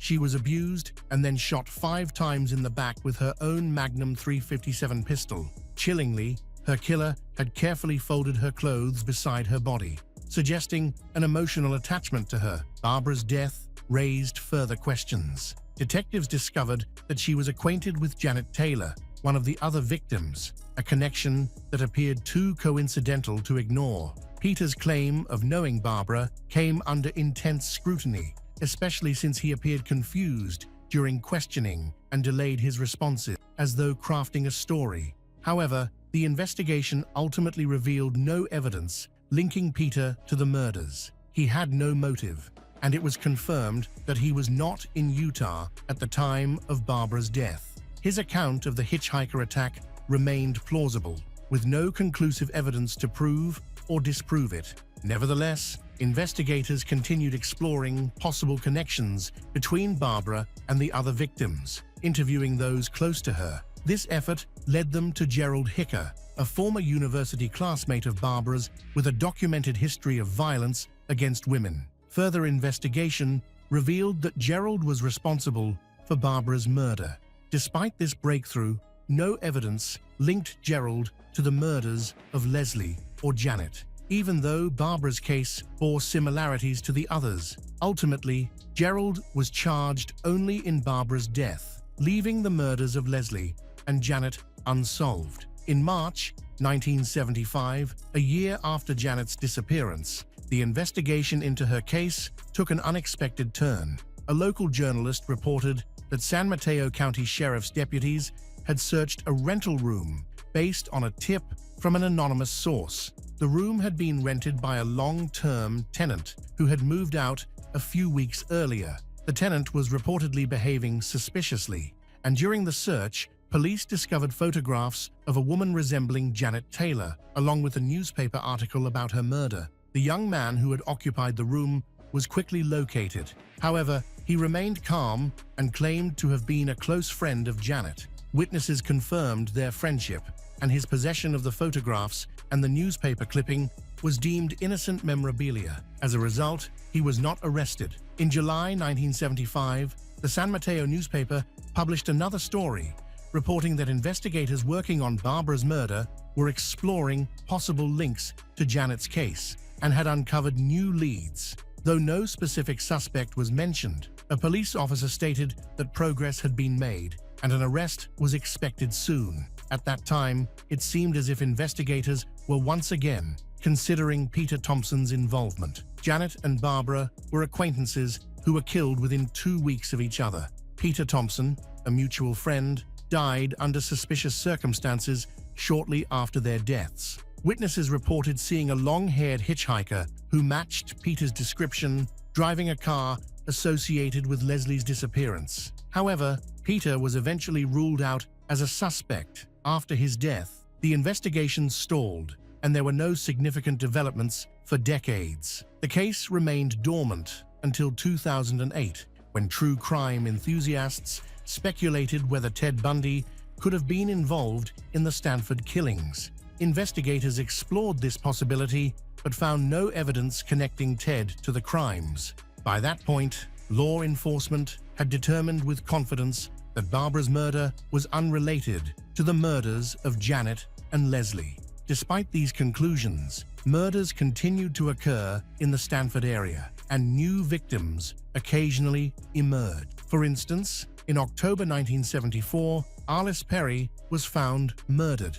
Like the others, there were no immediate suspects. Authorities believed a serial killer might be targeting victims around Stanford, further complicating efforts to solve the original cases. These investigations extended well into the 1980s. When Ted Bundy was arrested and sentenced to death in Florida, he began confessing to unsolved murders, eventually admitting to 23 killings across Washington, Oregon, Utah, Colorado, and Florida. However, no documented murders were tied to Leslie and Janet. Investigators made several attempts to link him to the Stanford murders, but all efforts failed. He was executed in 1989, by which time authorities had definitively ruled him out as a suspect in the murders of Janet and Leslie through DNA evidence. These cases remained unsolved for decades, with frustration further muddling the investigation. For example, serial killer Herbert Mullin, who confessed to murdering 13 victims, killed his last victim on the same day Leslie disappeared, just a few kilometers from where her body was later found. Similarly, Ted Bundy had reportedly been in the Stanford area at the time of Leslie's murder, and her appearance matched his victim profile. However, DNA evidence eventually excluded him as a suspect. For many detectives, coincidences are rarely dismissed, but in this case, the overlapping incidents only clouded the investigation and delayed progress. Meanwhile, the real killer remained at large. The cases saw no breakthroughs until 2016, when investigators reopened several cold cases. They revisited the murders of Leslie and Janet, this time utilizing innovative genetic genealogy techniques developed by Parabon Nanolabs. Law enforcement had collected DNA evidence from the abuse and suspected killer at the very beginning, and all samples were sent for genealogical analysis. This seemed promising because the company's innovative techniques had already solved several cold cases that had remained unsolved for decades. After completing the genealogical analysis, detectives received the results. Using the DNA profile, they created a family tree, and by 2018, the police identified a possible suspect. However, they couldn't confront him directly. Instead, detectives began discreetly monitoring 74-year-old John Guthrie. One day, during surveillance, John and his wife visited a coffee shop. After drinking his coffee, John discarded his cup in the trash. Detectives quickly retrieved the cup and sent it for testing. The DNA sample from the cup matched 100% with the traces found on the bodies of Leslie Perloff and Janet Taylor. In 2018, John was living with his wife in Hayward, California. He was arrested for the murders committed in 1973. 45 years after the crimes, investigators discovered that John, a medical technician at Stanford Hospital at the time, had no known connection to the victims. During the initial investigation, John had already attracted suspicion due to his criminal history. His record showed a pattern of incidents of an abusive nature, with his criminal behavior beginning in his youth. For instance, on June 8, 1963, when he was 18, John offered to walk 15-year-old Margaret Williams home after a dance near the military base where she lived with her family in Bad Kreuznach, Germany. Margaret never made it home. When Margaret missed her curfew, her family immediately alerted the police. Within 2 hours, her body was found. Witnesses helped authorities identify John as the perpetrator. He had taken Margaret to a baseball field, assaulted her, abused her, and killed her by striking her on the head. Found guilty, John faced a maximum sentence of 10 years under the laws at the time. Ultimately, he served 6 years in a juvenile prison and was released early in 1969 under the condition that he leave Germany. He returned to the United States, secured a job at a hospital, and married his colleague Susan, who had a daughter, Katie, from a previous relationship. For 8 years, John appeared to be a decent family man. However, during this time, he abused his stepdaughter Katie, threatening to kill her mother if she reported him. Katie later described him as a monster. In 1977, Susan caught John abusing her daughter Katie. They divorced, but for reasons unknown, Susan did not report the abuse to the police. A few months later, John married Linda Caputa, with whom he remained married for 24 years until her death in 2002. They had 2 children, and John appeared to be a loving and responsible father. For years, John's children and others believed the allegations against him were false, unaware that he had killed Leslie in 1973 and Janet in 1974. In 1975, however, John was involved in another crime that finally drew law enforcement's attention. He was charged with abusing a 17-year-old girl in Santa Clara County while serving as a leader of a youth scout organization. He pled guilty as part of a plea bargain and received a lenient sentence, 6 months in prison and a small fine. This crime demonstrated that he was prone to abusing and strangling his victims, but authorities still did not connect him to Leslie and Janet's murders. At one point, John was even considered a suspect. A San Mateo County Sheriff's deputy noticed that John's criminal behavior closely resembled the killer's methods in the Janet Taylor case. However, in the 1970s, DNA technology was unavailable, which prevented law enforcement from creating a DNA profile to confirm his guilt. Decades later, with advancements in DNA technology, John Guthrie was finally identified as the primary suspect in these brutal crimes. The investigators reanalyzed all the evidence they possessed at the time, which led to the development of a male DNA profile based on biological fluid traces collected from the victim's clothing.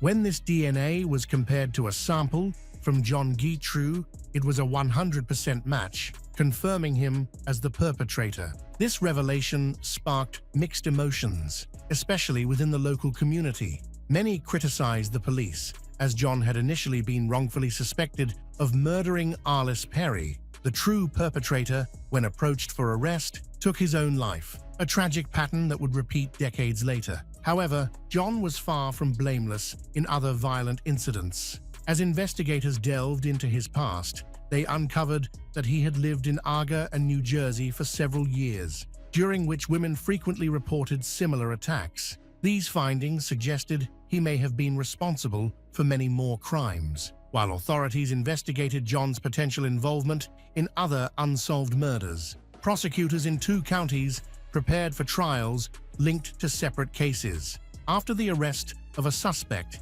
in Leslie's murder, the same individual was charged 6 months later with Janet's murder. In both cases, DNA evidence served as the primary foundation. Janet's and Leslie's families were determined to seek justice. They refused to negotiate, ensuring the criminal would face the full consequences of his actions. During the trial, Susan's daughter, Katie, who had suffered abuse at his hands and was familiar with John's cruel tendencies, provided crucial testimony.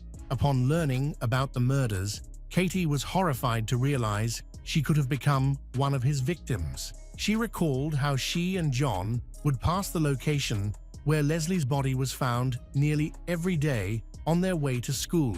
At the time of both crimes, John was approximately 30 years old. Notably, witnesses described a suspect with long blonde hair at the scene, raising questions about whether John had an accomplice or whether he disguised himself by wearing a wig. On September 15, 2021, John Guthrie, then 77 years old and in custody, was convicted of Janet Taylor's murder.